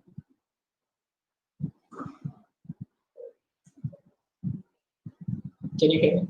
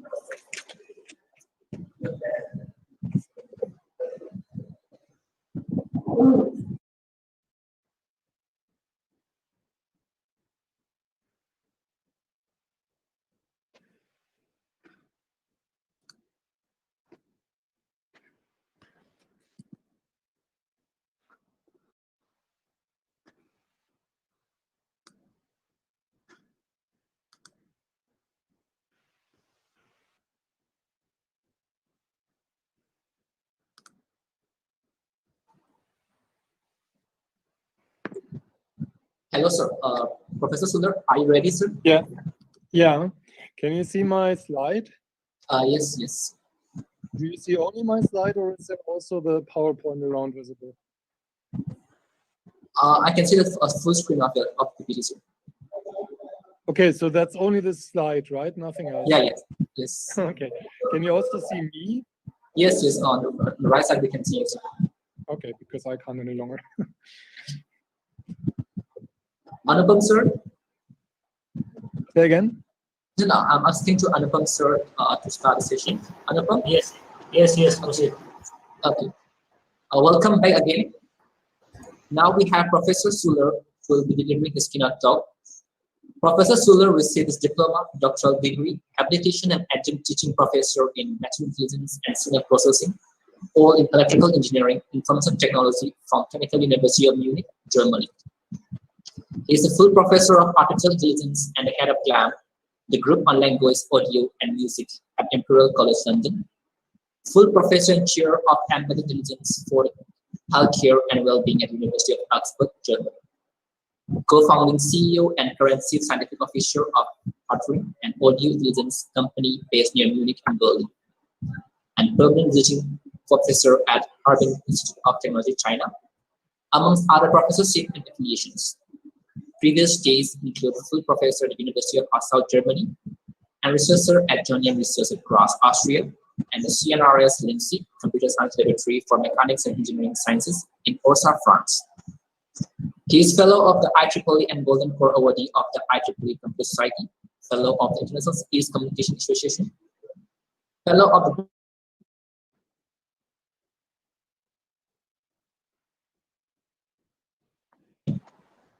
He authored 1,000+ publications with more than 30,000 citations and base index of 83. He is full editor and Frontiers Digital Health and was editor-in-chief of IEEE Transition on Effective Computing, among manifold further commitments and service to communities, such as Technical Chair of the Interspace 2019. His 30+ awards include having been honored as one of the 40 extraordinary scientists under the age of 40 by the World Economic Forum in 2015. Professor Suller has served as coordinator PI in more than 15 European projects. He is an European Research Council starting grantee and consultant of companies such as Barclay, GM, Huawei, Informatics, or Samsung. Welcome, sir. Now, Sir will be giving his keynote talk on a title, Computational Paralinguistic Challenge Accepted. Thank you, sir. Yeah, thank you very much for the very kind introduction.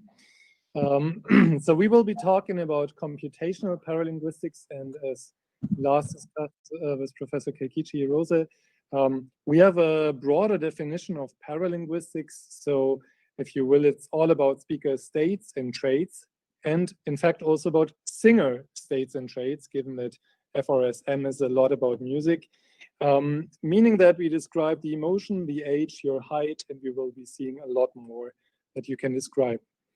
I have been very kindly introduced. Thank you very much for that. So I don't need to mention all of this again. Just quickly, I'm with Imperial College London and University of Augsburg and Odiering mainly, among other affiliations. Now, why challenge accepted? I am doing research on paralinguistics now since 20 years plus. And in 20 years, you do, of course, at some point more and more feel like, why is this still not fully working the way we want it to work? And challenge accepted then, of course, means that, yes, I need to make this work in my lifetime, and we need to make this work simply because we have great speech recognition already. We have great music processing these days, when DJ software can, on the fly in real time, separate voices from drums and remix automatically. We also have to make this one fly. So in the context of FRSM, I chose to introduce the particular challenge of this topic in the singing context. That is usually hardly considered, unfortunately. Usually in paralinguistics, you think of speech and not of singing so much. But of course, you could do the same for any singer. So what we have been doing in past research was also separating the singers in real pop music. So this is really in the wild in a sense. Of course, it's studio recorded music, but in the wild in the sense that it is a real world audio signal with no cherry picking or anything. So just picking pop music from the charts. separating the singer from the rest of the music and trying to get certain traits, but also states from that singer as he sings or she sings.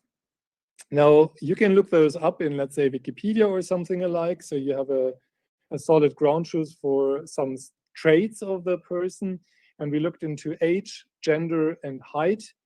And you can see the distributions here of the age in years and the height. And as this was a very challenging task for a gentle start, we put it into 2-class decisions. Is somebody singing or not? And is that person female or male? Plus minus 30 years, plus minus 175 centimeters, because that was the median. And the other thing we have been looking into was emotion in the singing. Here you can see, for example, a scale sung by opera singers. Klaus Scherer was kindly collecting this in Geneva. And they have been singing the scales in a neutral or angry way, or in a sad or in a proud way. Now, what you can see is that gender recognition works reasonably well, close to 90%. Usually you would say gender recognition should be working better, but of course we're separating it from real-world music, meaning you have a lot of background noise and you have music which is artsy, so you have maybe some filters laid over the voice, definitely some reverb or chorus or something, but maybe even more aggressive filters. Age, however, despite being rather binary only, was a tough task, hardly above chance level, which would have been 50%. So here we're at 59-ish. Height, 50% for this 2-class problem. We're at 72. We're, of course, much, much better in determining height from speech. Usually in papers, you would find people saying you're down to 5 centimeters or 7 centimeters mean average error. We're way off in this challenging task here. Arousal and valence, yeah, maybe not too bad. That is 3-way, and that means that chance level would have been 33. But still, as we will be seeing, we would be better in speech than in singing, and let alone singing coming from real pop music. So this is just one of the cases, and maybe it's the most challenging one because music is multilingual, it's multicultural, it's artsy as said. But even if I would just put a recognizer next to a TV and I would watch what it does, it often feels like, despite in some papers we get these great results, once you have a demonstrator, you still feel we have some way to go. And now I want to go from the old days to the current state of the art and where we need to go next over the next minutes of this talk. And allow me to call it old school in a fun way. Of course, it's still very much also a line of research and also application that has its standing and deserves its merit, just here for fun because it's how we started. And we started, of course, with prosodic features. Keikichi has kindly given a great introduction to that already. So I'm just showing here 2 exemplary feature sets. Provided by our Open Smile toolkit, if you should know it. That's a speech and music, a large space extractor, large space meaning a lot of features. Now, to the left, we see the compare feature set, low-level descriptors. And if you apply functionals to that, such as mean, max, number of turning points, and whatnots, it ends up at above 6,000 features. On the other hand side, we have a smaller feature set, which we have been sitting down with experts in Geneva and found a recommendation for a compact small feature set. Suited mostly for paralinguistics, in particular for emotion originally, but we often find that this hand-picked feature set is also doing a great job. The GMAPS feature set at around 80 plus features, depending on whether you see extended or non-extended version. And the old days started maybe at the very beginning with speaker ID, which we subsume as a speaker trait. It's your identity, and hence as a paralinguistic trait. We have been maybe next go into gender in history, but in 2009 we ran the first challenge at Interspeech. The Interspeech Compare is still running till today. So in the next week we will be seeing the latest edition. And this will guide us a little bit through these years in this talk to show how also the this broadened up in a sense, like we went from ID and gender to emotion maybe next, and then many other things. So in 2009, we had the first emotion challenge, but the first patent on recognizing emotion from speech dates back to the 70s, and the first research work to the mid-90s, just here showing by the challenge as an example how this broadened up.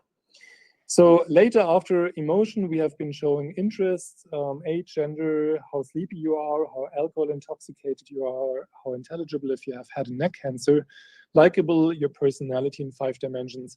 And the picture is getting very rich now, so you really describe a person from her voice or from her singing quite richly.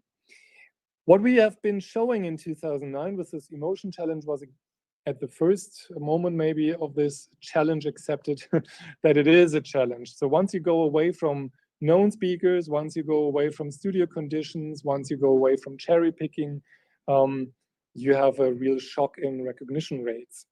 So we have been choosing children in 2 different schools, completely different acoustics, children that didn't know they're participating in something on emotion, so quite challenging. And you had different acoustics, different children on the test set. So from papers saying you have 90% for 7 emotions, we went down to 71% for 2 emotions and to 40-something for 5 emotions. So we have been learning as a community, but in particular, we started to learn our representation. So rather than use these expert-crafted features, of course, deep learning didn't stop at paralinguistics, moving into unsupervised feature representation learning. Just to mention, we have been publishing the first paper on using what we would subsume under deep learning these days, namely long short-term memory recurrent neural networks, already in 2006. And in 2008, broadly used it for emotion recognition, but it wasn't representation learning. So we still had those expert-crafted features, and only later the field moved into fully representation learning and backend. However, the whole idea of injecting data into the feature extraction process, so not extracting the data without any kind of session adaptation or adaptation to the acoustic material, was not by deep neural networks maybe, but rather by the idea of back of words, known from linguistics mostly, but you also have visual words and audio words. I don't want to say too much about it, but it's basically histograms over vector quantized feature vectors. Of course, you could use vector quantization on any kind of representation, and later on we've also been using this on deep learned representations, so back of deep features. But originally it was on those features like mean, pitch, and standard deviation of energy, and name it. So that was kind of the start of injecting data. And in the upper right corner, sometimes you will see a QR code. If you're interested in this particular aspect, you will find the GitHub repository of the toolkits. Here it is Open Crossbow, the cross-modal back of words generator from our group. That is injecting data, but if you start injecting data, you can, of course, consider convolutional neural networks. And in 2016, we had been first showing in the field that you can end-to-end learn for a speech emotion recognition. So using a convolutional neural network to learn the representation from the raw audio, not from spectrograms, but really from the sample values. The end-to-you is the end-to-end learning toolkit for that, and it also works for video and other modalities. And what it essentially does is combine CNNs with LSTM RNNs to do an end-to-end learning from the raw audio through to the actual label. So this means we have convolutional kernels and somehow hierarchically find feature representations. We could have 1D or 2D input, either going from the spectrogram or going from the samples, and then hierarchically over such filters lead to some feature representation that is suited to represent the emotion in the speech signal. You can add attention on top of that. So here we see attention masks, and we'll talk a little bit more about attention to know where in this input matrix you should look at or weight it accordingly, which are the most informative parts in the spectrogram. And then you have an attention-weighted representation, self-learned from a neural network, rather than these expert-crafted features maybe together with some feature selection or what we would have been doing in the, let's say, noughties. Other ways exist to do this, not only with CNNs. Our ORDeep toolkit, for example, again, the QR code for the GitHub repository uses a recurrent neural network encoder-decoder architecture to do an unsupervised representation learning based on spectrograms and generates features with this kind of autoencoder here, recurrent autoencoder, and that gives you features that you can then feed into a RNN or whatever from this representation. So anyway around, you learn the representation. For example, here with convolutional layers. Originally, we had used only 2, inspired by the idea of extracting frame level features and then go into functionals to represent these different hierarchies. We had as expert crafted look at things. However, in 2018, we figured that it was better to use 3 convolutional layers. And of course, that's not the end of the story. There's quite some tweaking in this architecture, which sort of limits the conception of end-to-end learning, where you would really want to just give raw speech data and a label on the other hand side and learn it through. So not having to design the network is the one thing that remains to be done to really have a fully automatic end-to-end self-learning. Now, how did this work? Just a quick glance based on the Ricola corpus. If you do not know it, that's a French real-world, sort of real-world corpus. Okay, it was still recorded in a lab, but people talked over Skype, alike communication, and very spontaneously. And it is labeled in arousal and valence, so this includes emotion as a continuous representation. And what you can see is the traditional features here with the concordance correlation coefficient rather low for arousal and valence for this real-world task, and the end-to-end learned representation being twice as good in those days, roughly speaking. So we were shocked how much better that is, and the game was on. We have been trying a lot of things to get the traditional feature work better, and the end-to-end learning features you can see back of words and back of hierarchical or contextual words here, based on traditional features, did a pretty decent job in the end. And those are somewhat rivaling still with end-to-end learning, this 3 convolutional layer architectures. So the game or the race is still on. Is it better to have traditional features or end-to-end learning? But there is a key takeaway, of course, from this, and that means even if the race is still on, you don't have to have expert features. You can end-to-end learn all from the data, which of course is a huge advantage. On the other hand side, some prefer traditional features for their explainability. So the good news in this is with those we can still be competitive. Now, major bottleneck in paralinguistics has always been the corpus size. So we're spoiled in ASR, in automatic speech recognition, with the thousands of hours corpora. In paralinguistics, we're sometimes talking about hours, single hours really. Sometimes we have a little bit more, but hardly ever more than 100 hours for any kind of task. So we have to be creative all the time in how to deal with sparse data. And when I say sparse data, of course, this really means sparse labeled data. So we do have a lot of speech material, but what makes it sparse is really how much of that is labeled in emotion, height, age, gender, and whatnots. So the next step was to use pre-trained neural networks such that we don't start to train these convolutional neural networks from scratch. And the Deep Spectrum Toolkit gives you a collection of all sorts of vision pre-trained networks like VGG, AlexNet, ResNet, GoogleNet, name it. And we, in those days, which is just 3 years ago, showed first how you can use these pre-trained networks in speech to use speech as a spectrogram and speech analysis in particular, I have to say.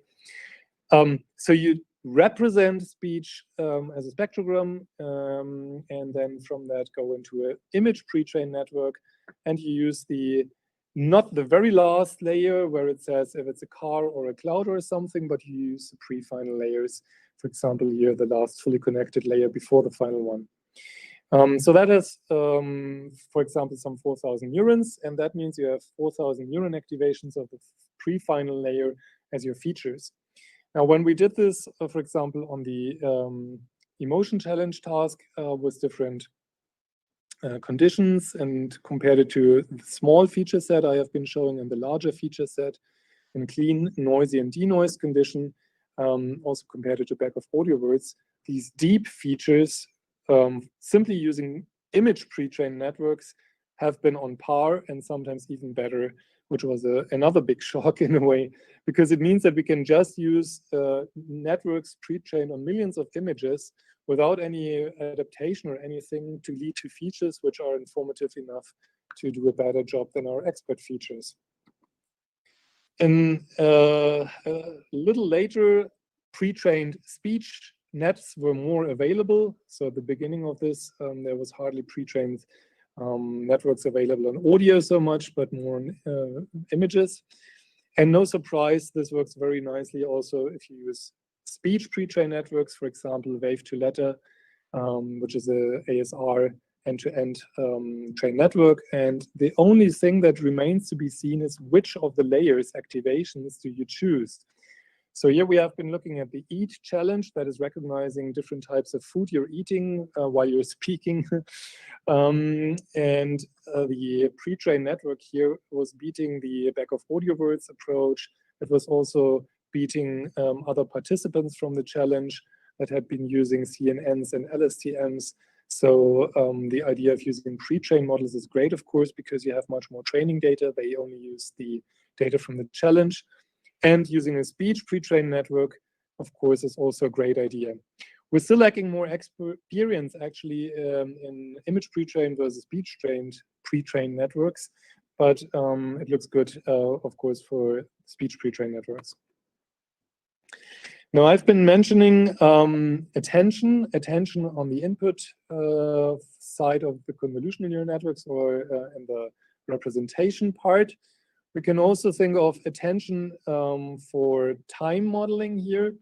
So rather than where we have the convolutional layers modeling attention only, we can also model attention through time. And the other thing you can see here is that we usually try to model paralinguistics as a multitask paradigm.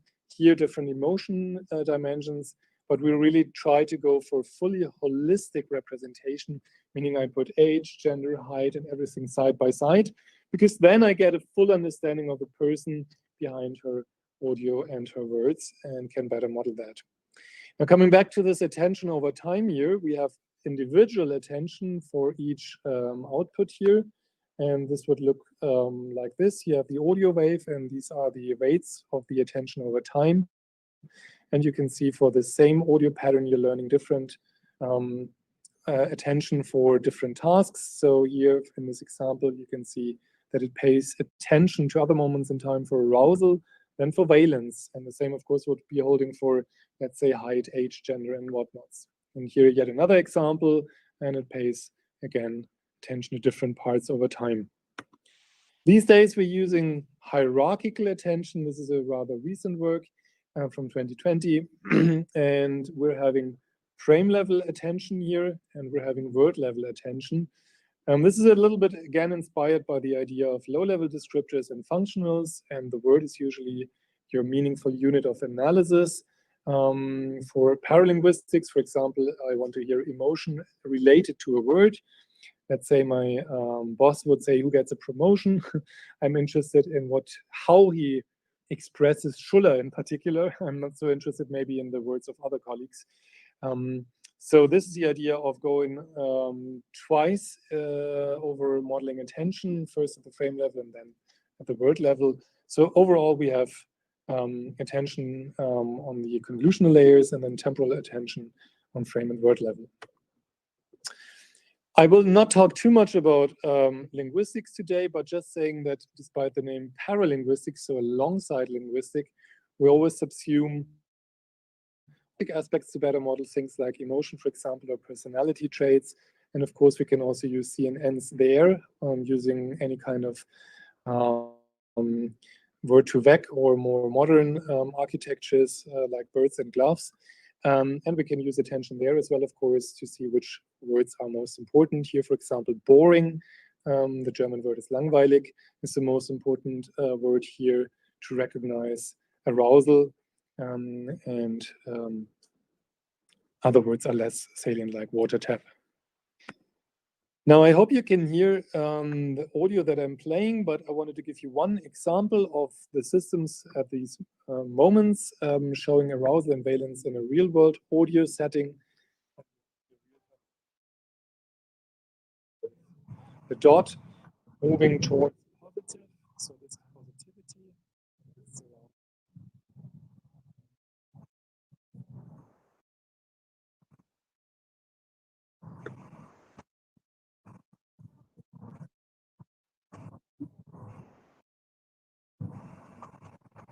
And you can see now it's getting more negative because it's moving towards.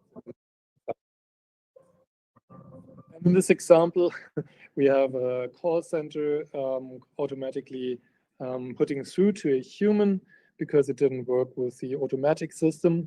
And I hope you could see how the dot also jumped. When she was speaking, it was going back to the neutral point because she had a neutral voice. And when he was speaking, it was first positive and later more aroused and more negative as he got increasingly annoyed by the system not working.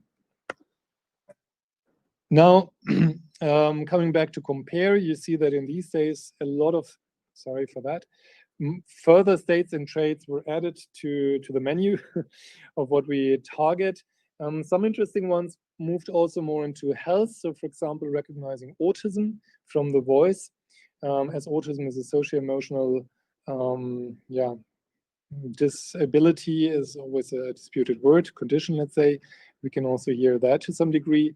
We also had conflict, so not only listening to a single speaker, but to multiple speakers.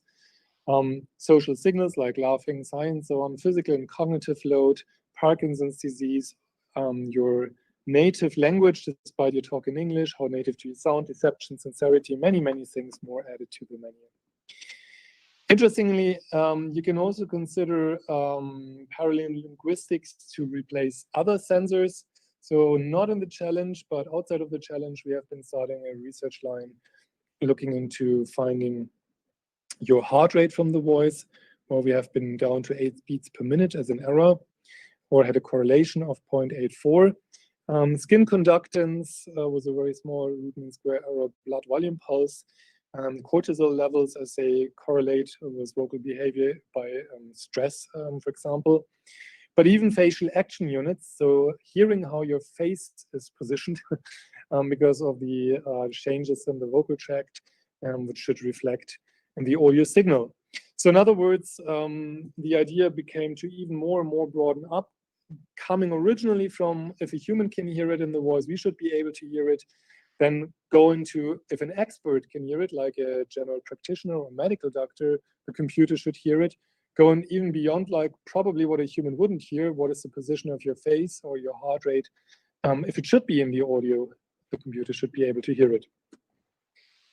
Now that sounds great, but are we really ready for products? Probably you haven't seen many products using this yet. Amazon is at this moment preparing for a launch of speech emotion recognition, probably targeting the mass consumer market in their Halo fitness tracker that has a microphone inside. We'll see how that works. Mainly probably targeting arousal and maybe a bit of valence. But are we really ready for that? And as I said at the beginning, the challenge is still on. We would wish for better performance. So what are hampering factors? And of course, usually when we talk about speech, what you think of first is probably noise. Luckily, these days, that is not so much of an issue any longer because voice or separation or blind source separation has become great. Here you can see our Enhance for enhancement, speech enhancement toolkit. I didn't put the QR code, but you can find it on GitHub again. And the idea is that we have two embeddings into a residual neural network. One is embedding for the target context, and one is for the interference context. So you can, to improve matters, embed a speech sample asynchronously to the processing of the audio stream of the target speaker. It doesn't need to be from this current situation at all. If available, you can also embed interference context, such as another speaker that is talking at this moment from any other sample. That works great, much better than other similar approaches at this moment. In terms of SDR or SAR, you can see much better values, but I'd like to play 3 sample examples for you. First, you will hear the most severe case, male-male overtalk, and then the separated one, and then we'll hear mixed gender separation. Now separated. Now mixed speech.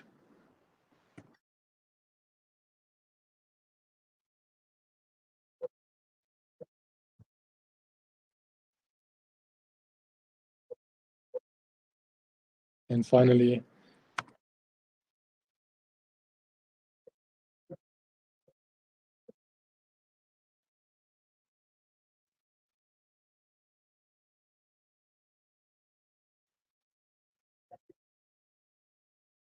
let me mention that that was 0 dB SNR, so they're having the same level, which makes it, of course, also very challenging.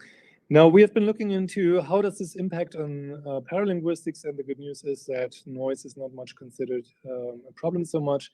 Similarly, for reverberation, we can more or less recover in a noisy condition as if it was without any noise, even in these challenging speaker overtalk 0 dB settings. Now, the next one, and I hope we're not experiencing it throughout this talk, is frame loss. So package loss concealment has not been a big topic in paralinguistics yet, simply because we first needed to make it work per se. But now that we have it, we can look into what if there are dropouts in a bad connection setting, and in COVID-19 times we have a lot of telepresence, so this is more relevant maybe these days. And here we're looking into ConcealNet, a network we have put on archive now, and a bidirectional long shorter memory network, which uses the past sample context and the future sample context if available. If not, it only uses the past, of course, to predict the next sample values. It does this in some more refined manner. I'll not talk about that, but the idea really is just using RNN to predict the next sample values. We have some simulation here of package loss, where you have a lossy state and a non-lossy state. It's a quite traditional way to model it. And we have looked into different rates of package loss. So first here you can see if you had no concealment, of course, you have just a flat line here. You're not knowing the sample values in between. Linear interpolation is the most cheap thing you could be doing. But if you use ConcealNet, and I will not go into other alternatives, you see it sometimes reasonably well follows the original audio sample, sometimes not so much. So how does that impact on paralinguistics? Again, on the regular corpus, now for arousal, the original result is 0.769 in concordance correlation. At 35% loss of speech material, it drops a little bit, 50, and finally 85% if you do nothing. So this is just a flat line here, so you're just missing the audio. 85% loss is quite a lot, actually, and it's surprising that it's not so bad after all. So for arousal, it seems to be sufficient to still have some of the frames. But you can see with a ConcealNet or such an LSTM, you can repair quite something here, from 0.56 to 0.67. Even more impressive at 35% drop, while doing nothing already degrades it. With ConcealNet, it doesn't degrade at all. Comes maybe even more drastic if you look into the more difficult task of valence. Here, from the original 0.43, it drops to 0.10. If you do nothing, that's really severe. With ConcealNet, it remains quite higher at 0.26. So in short, package loss concealment helps in paralinguistics, and with deep learning, again, you can do a decent job.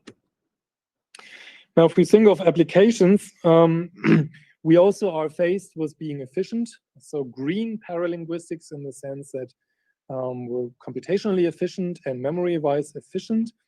At Interspeech in 3 weeks-ish, we will be showing the recognition of cold or influenza from the voice with squeezed models, meaning that rather than using the original weights, we squeeze them to integer values here from float or double precision. So it's a very simple approach, of course, and you can do this layer adaptive the quantization and be smarter than just in this example. And the other thing you can do is prune the network and cut out some of the neurons here, similar to dropout learning, but in a targeted way by weights or things like that. You could, of course, also add teacher-student approaches and be more efficient. Here we have been looking only in quantization and pruning, and you can see our recognizing if you have a cold from the voice original model from 229 megabyte was compressed to 12 megabyte. So 95% reduction at the same performance, or almost non-significant change, same performance. And a big topic, in particular, if you think of health applications, of course, is being explainable. That's for all of AI and deep learning, of course. And we have been looking into what can we do over these years. Using representation learning, for example, we saw that we can correlate the activations here with the traditional features, and we found top correlations for prosody. So energy, loudness of 0 mean had correlations of 0.7 to almost 0.8, and giving us a feeling or sensation that the network is actually learning prosody by itself from the raw audio. But it's not exactly modeling it like we do in expert features. And if you remember, it was better at the end to use the CNN and repeatedly. So maybe it means that it is closer to the psychoacoustic sensation, for example. We don't know. We can only correlate with what we have as a feature. The other thing we can do is, for example, look into the back end and find the temporal profiles by inverse Jacobian analysis, what the LSTM uses. And of course, you can visualize the attention and do a lot more. But explainability is one of the challenges we're facing these days. Another ever persistent challenge in paralinguistics is uncertainty. Some of these tasks do have a ground truth, such as height or age, but people even cheat on their age sometimes. They even cheat on their height. But that is a minor uncertainty. The big uncertainty is, for example, given in likability, in personality traits, in emotion, where you have humans assess humans, and you have often only a kappa value of 0.4-ish or 0.6-ish, so the humans don't agree too much. So we have been looking into different types of modeling uncertainty, and one is here where you model the rated disagreement and give it as additional information to have some teacher model that uses this kind of uncertainty and other kind of uncertainty like model noise on top of the label noise or prediction error to find an informativeness and use some sort of different learning strategies inspired maybe by curriculum learning and weighting of instances to lead to more robust models. Now, the end-to-end learning model from the auricular corpus could be quite a bit improved by adding model, label, and teacher model uncertainty from 0.60 to 0.69 or 0.32 to 0.35 for audio and arousal and valence, sorry. And if you look into the informativeness that it uses to decide how to weight the instances, it really focuses on things that are further away from neutral. In other words, it models the outliers more strongly. Some other ways to incorporate uncertainty include using an autoencoder to see the reconstruction error. So in other words, we train on a database. Now we have a new sample, and we have trained an autoencoder on that database. We run a new sample through it, and then we see the reconstruction error. And we can use this as additional information, telling a neural network how different is what you're listening to now from what you have been trained upon. There's different ways to do this. We can use the whole reconstructed feature vector or just the error. And we can add to that as another feature the perception uncertainty and can get a further improvement.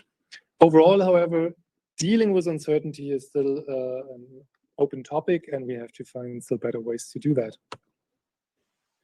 Now, Keikichi has been talking a lot about synthesis and has given a great presentation on that part. I've always thought that we need to couple analysis and synthesis more closely. We humans do it. We not only learn to recognize speech, but we also learn to produce it, and that gives us a mutual understanding of the process. We have been quite early on already using speech synthesis in traditional ways, concatenative speech synthesis to show that we can enrich our training material, even with synthesized speech. More recently, we can use generative adversarial networks with convolutional layers here to produce spectra the same way we would usually do from the spectrum to some representation, do it the other way around. And we can condition the spectra to do different emotions and different phonemes, or different height, age, and whatnot. And we have been showing that we can improve our end-to-end learning here with conditioned adversarial networks, augmenting the training material. Now, at first, we did this only on the feature or representation level, and you can see for valence, this is really striking, twice as good by augmenting the training material, by sort of imagining new ways of how you speak angrily or friendly. But then we wanted to move to the spoken language level and went from generating in a conditioned way in terms of phoneme speech to giving it a flavor in terms of emotional. So this is generated speech from a neural network was again, and we also use it to generate different emotions, or a star again to convert emotion. For example, a sad speech sample converted to angry, or to sad to happy, and simply conversion with scans. Funny enough, this also helps, so we don't have to produce the speech in the first place directly, but we can also simply convert speech to augment our training material. Here we have the IMOCAP database, micro and macro F1, that's the measures on those database, on that database, sorry. And we can see that with converted speech only, so we're not using the original emotional speech, but only speech that we converted, we're as good or sometimes even better because we can produce more examples than with the original samples. That's pretty striking, I'd say.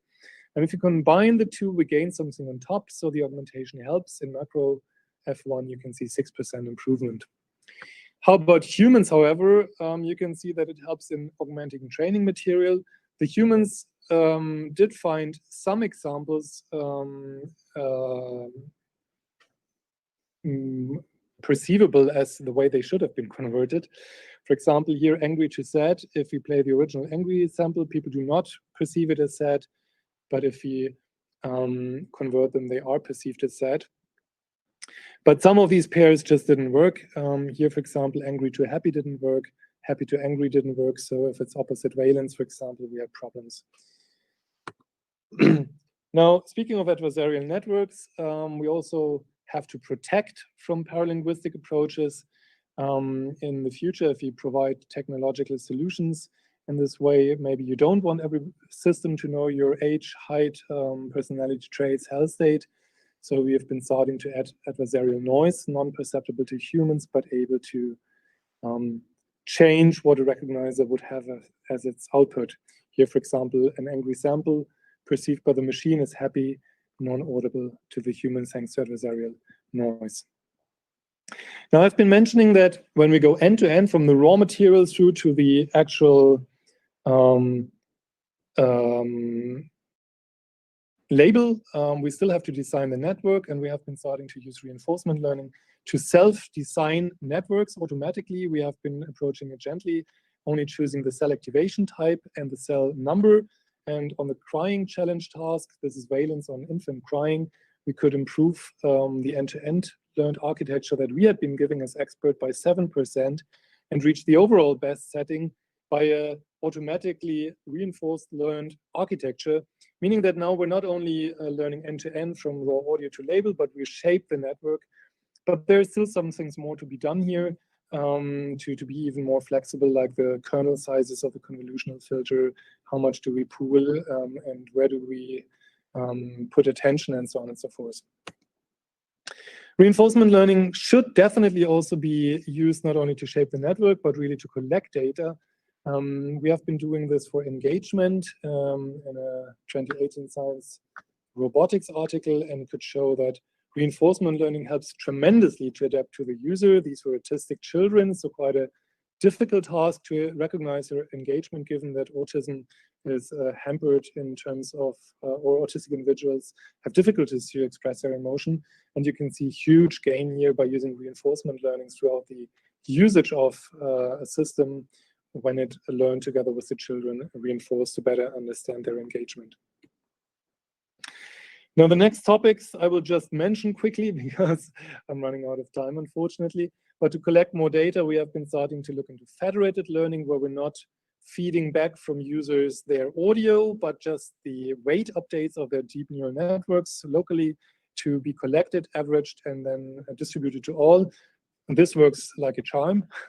It works even slightly better than the baseline, where the baseline means that we have not shared the weight changes, but the original audio was collected.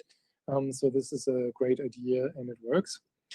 We have been looking into self-supervised learning and using other modalities during training, which we then do not use during recognition. Here, for example, using video to train a motion recognizer, but later on using only the audio, and showing that training it jointly with video during training helps, even if later on you're only recognizing from audio on different databases. And the monomodal training here is 37%, was lifted to 43 for video if you train audio alongside, and here for audio with video training alongside from 36 to 41 on this emotion challenge. So this really helps during training to use other modalities. We've also started to look into lifelong learning. So now when we want to have systems out there, they need to adapt to other languages, they need to adapt to other cultures, to other users, and here we could show that lifelong learning helps to improve matters if you go from one language and transfer learning to another language in order to avoid catastrophic forgetting, but at the same time, like a human would, not overemphasize the old memory. And we have been broadening up even more on tasks, and I'm not going into these, just maybe this year in 3 weeks or so, we will be having the real results for the latest task, which is breathing. So we're recognizing the continuous regression signal like you would wear a breathing belt from the voice. That works quite well, 0.73 correlation, and arousal from elderly and valence from elderly. And funny enough, masks. So are you wearing a social mask or not from the voice? You could probably hear my hand in front of my voice now. Now with a paper mask, we can also hear if you're wearing one or not. Allow me to skip this in the interest of time and just show one last application, which is very interesting these days, and that is recognizing COVID-19 from the voice. So first, we started using histograms. You know these from newspapers, COVID-19 versus influenza versus cold, looking at different symptoms like breathing, runny or blocked nose, coughing, sneezing, sore throat, pain, fatigue, appetite loss, and the onset gradient of these phenomena over time. All of these we have been doing from voice and audio already. So our idea was to see if you have COVID-19 versus influenza or cold simply from collecting a histogram over some hours. And we have put together this app with my company where you enroll as a user, saying if you have any health issues, then you choose how long to record, for example, overnight, 6 hours, and then you get a feedback of how much coughing, sneezing, and so on has been recorded. And you can donate it. So you can listen to it again and then decide to donate it. And this has been reported amongst others on Indian television, where we look into the histograms over time of coughing, sneezing, and so on. And now that we started it, we had 83% recognition accuracy of this service in the wild for the symptoms. In Wuhan, we already in March collected also COVID-19 speech data, and we have been looking into can you recognize it directly from the speech rather than looking into histograms over a longer time. Two-way diagnosis was shocking, but you've always take these with a grain of salt because it's control non-COVID versus COVID positive, and you don't know if you're sufficiently collecting controls that are challenging in the sense of having a cold, having a flu. You don't know if the acoustics are variable enough and so on and so forth. So it's just an indication to me that this could work. We also looked into the well-being of COVID-19 patients, into the severity of COVID-19, their fatigue and anxiety, and this will be showing it into speech. So from that, let me say that we are well equipped already. We can even tackle a very meaningful task like COVID-19 when it's needed, it seems. But still, we need to become a little bit better, as said. If you put the recognizer next to your TV, humans would usually clearly agree on anger and joy, when sometimes the recognizer still would show some discrepancy. So those prototypical cases, of course, should always be assessed correctly. So what are remaining challenge? We need to go to even less human involvements. I have been showing you full automatic machine learning end-to-end. In its early days, we need to more elaborate that and add self-supervision, as I have been showing to you, potentially using other modalities. We need to better reuse learned features. So we're learning representations again and again. Why not reuse them like we do with vision networks, have paralinguistic networks? Also models and architectures, now that we start to automatically learn architectures, also share and reuse them. We need to be better at learning from few examples. COVID-19 has been showing this. If a new phenomenon strikes hard, we need to be ready, even if you got only a few samples. But at the same time, be more equipped for big data paralinguistics. If you start to do self-supervision and weak supervision, we now have also non-labeled but really large archives, and big data is yet to fully arrive in paralinguistics. More holism, combining all these different 60 or so states and traits that I have been showing you into one big network that then can better understand that you're lowly aroused or appear lowly aroused because you're actually also tired, and whatever your personality isn't to be appearing very highly expressively. We need to have better explanation also from the data point of view. So showing at similar examples, if I say to somebody, you sound like you have Parkinson, not only show cryptical things that are non-comprehensible by laymen, but overall, we're on the way to everyday usage. And we're very excited about where this will also go in music when I showed you singer traits and states analysis.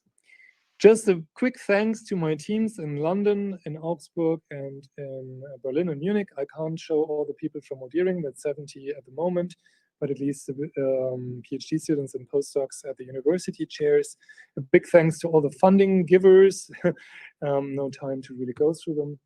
And I wanted to invite you, if you also want to contribute to COVID-19 research, there is a research topic now in Frontiers in Digital Health, also a Journal of Selected Topics in Signal Processing special issue for contagious diseases. And we would love to get your manuscripts. And if you're more into effective computing, so emotion recognition from speech, we're running a special issue in Signal Processing magazine. 1 November is the deadline, but only for the 4-page white paper. So please be very much invited to consider these. And by that, let me thank you all very much for bearing with me for some 45 plus minutes, and for the invitation in the first place. Thank you very much, sir. So there was some a slide where you were playing some audio. We were not able to hear it. Sorry, say again? You missed some part of it? Yeah, Mr. We were not able to hear the audio that you played in your slide. Mm-hmm. So was there a lot of dropout or just a little? We can hear your talk very clearly, but the audio that you played in between the slides, some audios. Oh, okay.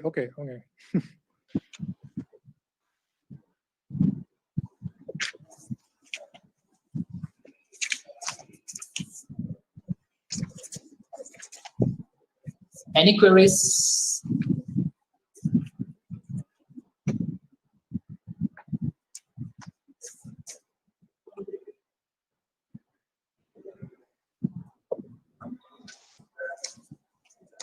Sir, I have a question. Okay, please proceed. Hello, sir. Thank you for that such an innovative talk. I have a question regarding that COVID-19 data, like the ones which you have developed. Are there any repositories or something like that where such data is available regarding the cough sounds and like those? Right. There's a couple by colleagues, and I think this is all just happening now that it starts to be released. For the symptoms, there is some former databases. For example, our database on blocked nose and breathing and so on. There's also by colleagues on coughing. For COVID-19 patients' speech, about this database collected data. I could not get you. Oh, I said for COVID-19 patients' speech, we are about to release a database which we are using in this paper at InterSpeech. Okay, sir. Thank you. So we'll look. But Really I think looking forward to that one. others are also about to release speech data. For example, there's a large collection in other countries. I think even India should hopefully be accessible soon. Thank you, sir. Thank you. Any more queries from participants?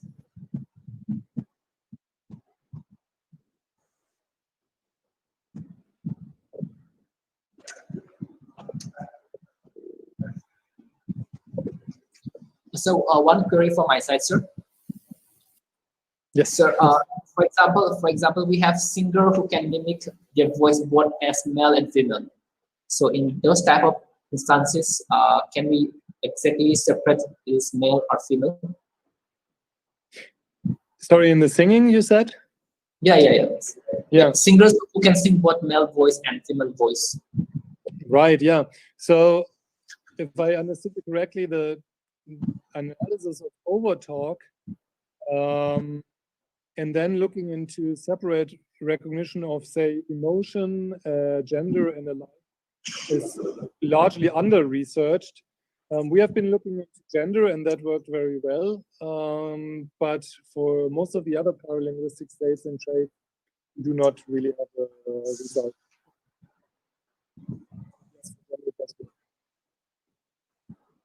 Okay, thank you, sir. Any more queries?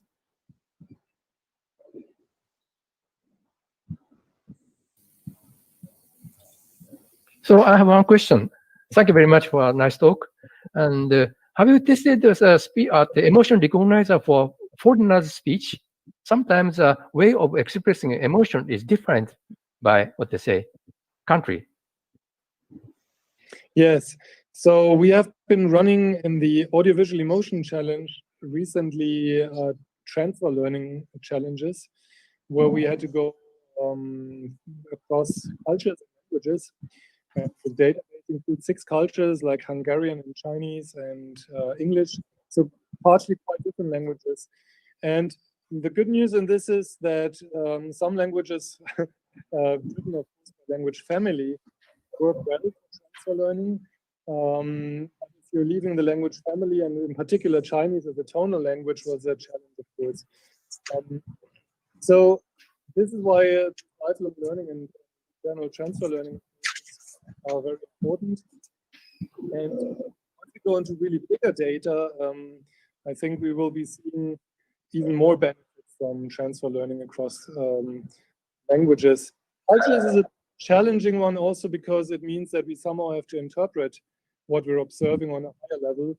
If our emotion recognizer shows valence very positive, so polite, say, in Britain, I learned that it could already mean not really polite any longer, meaning they're simply so polite that they sound polite. So meaning that we have to have a higher level interpretation probably on top of things to really better cater for cultural differences on top of language differences. Yeah. Thank you very much. Thank you.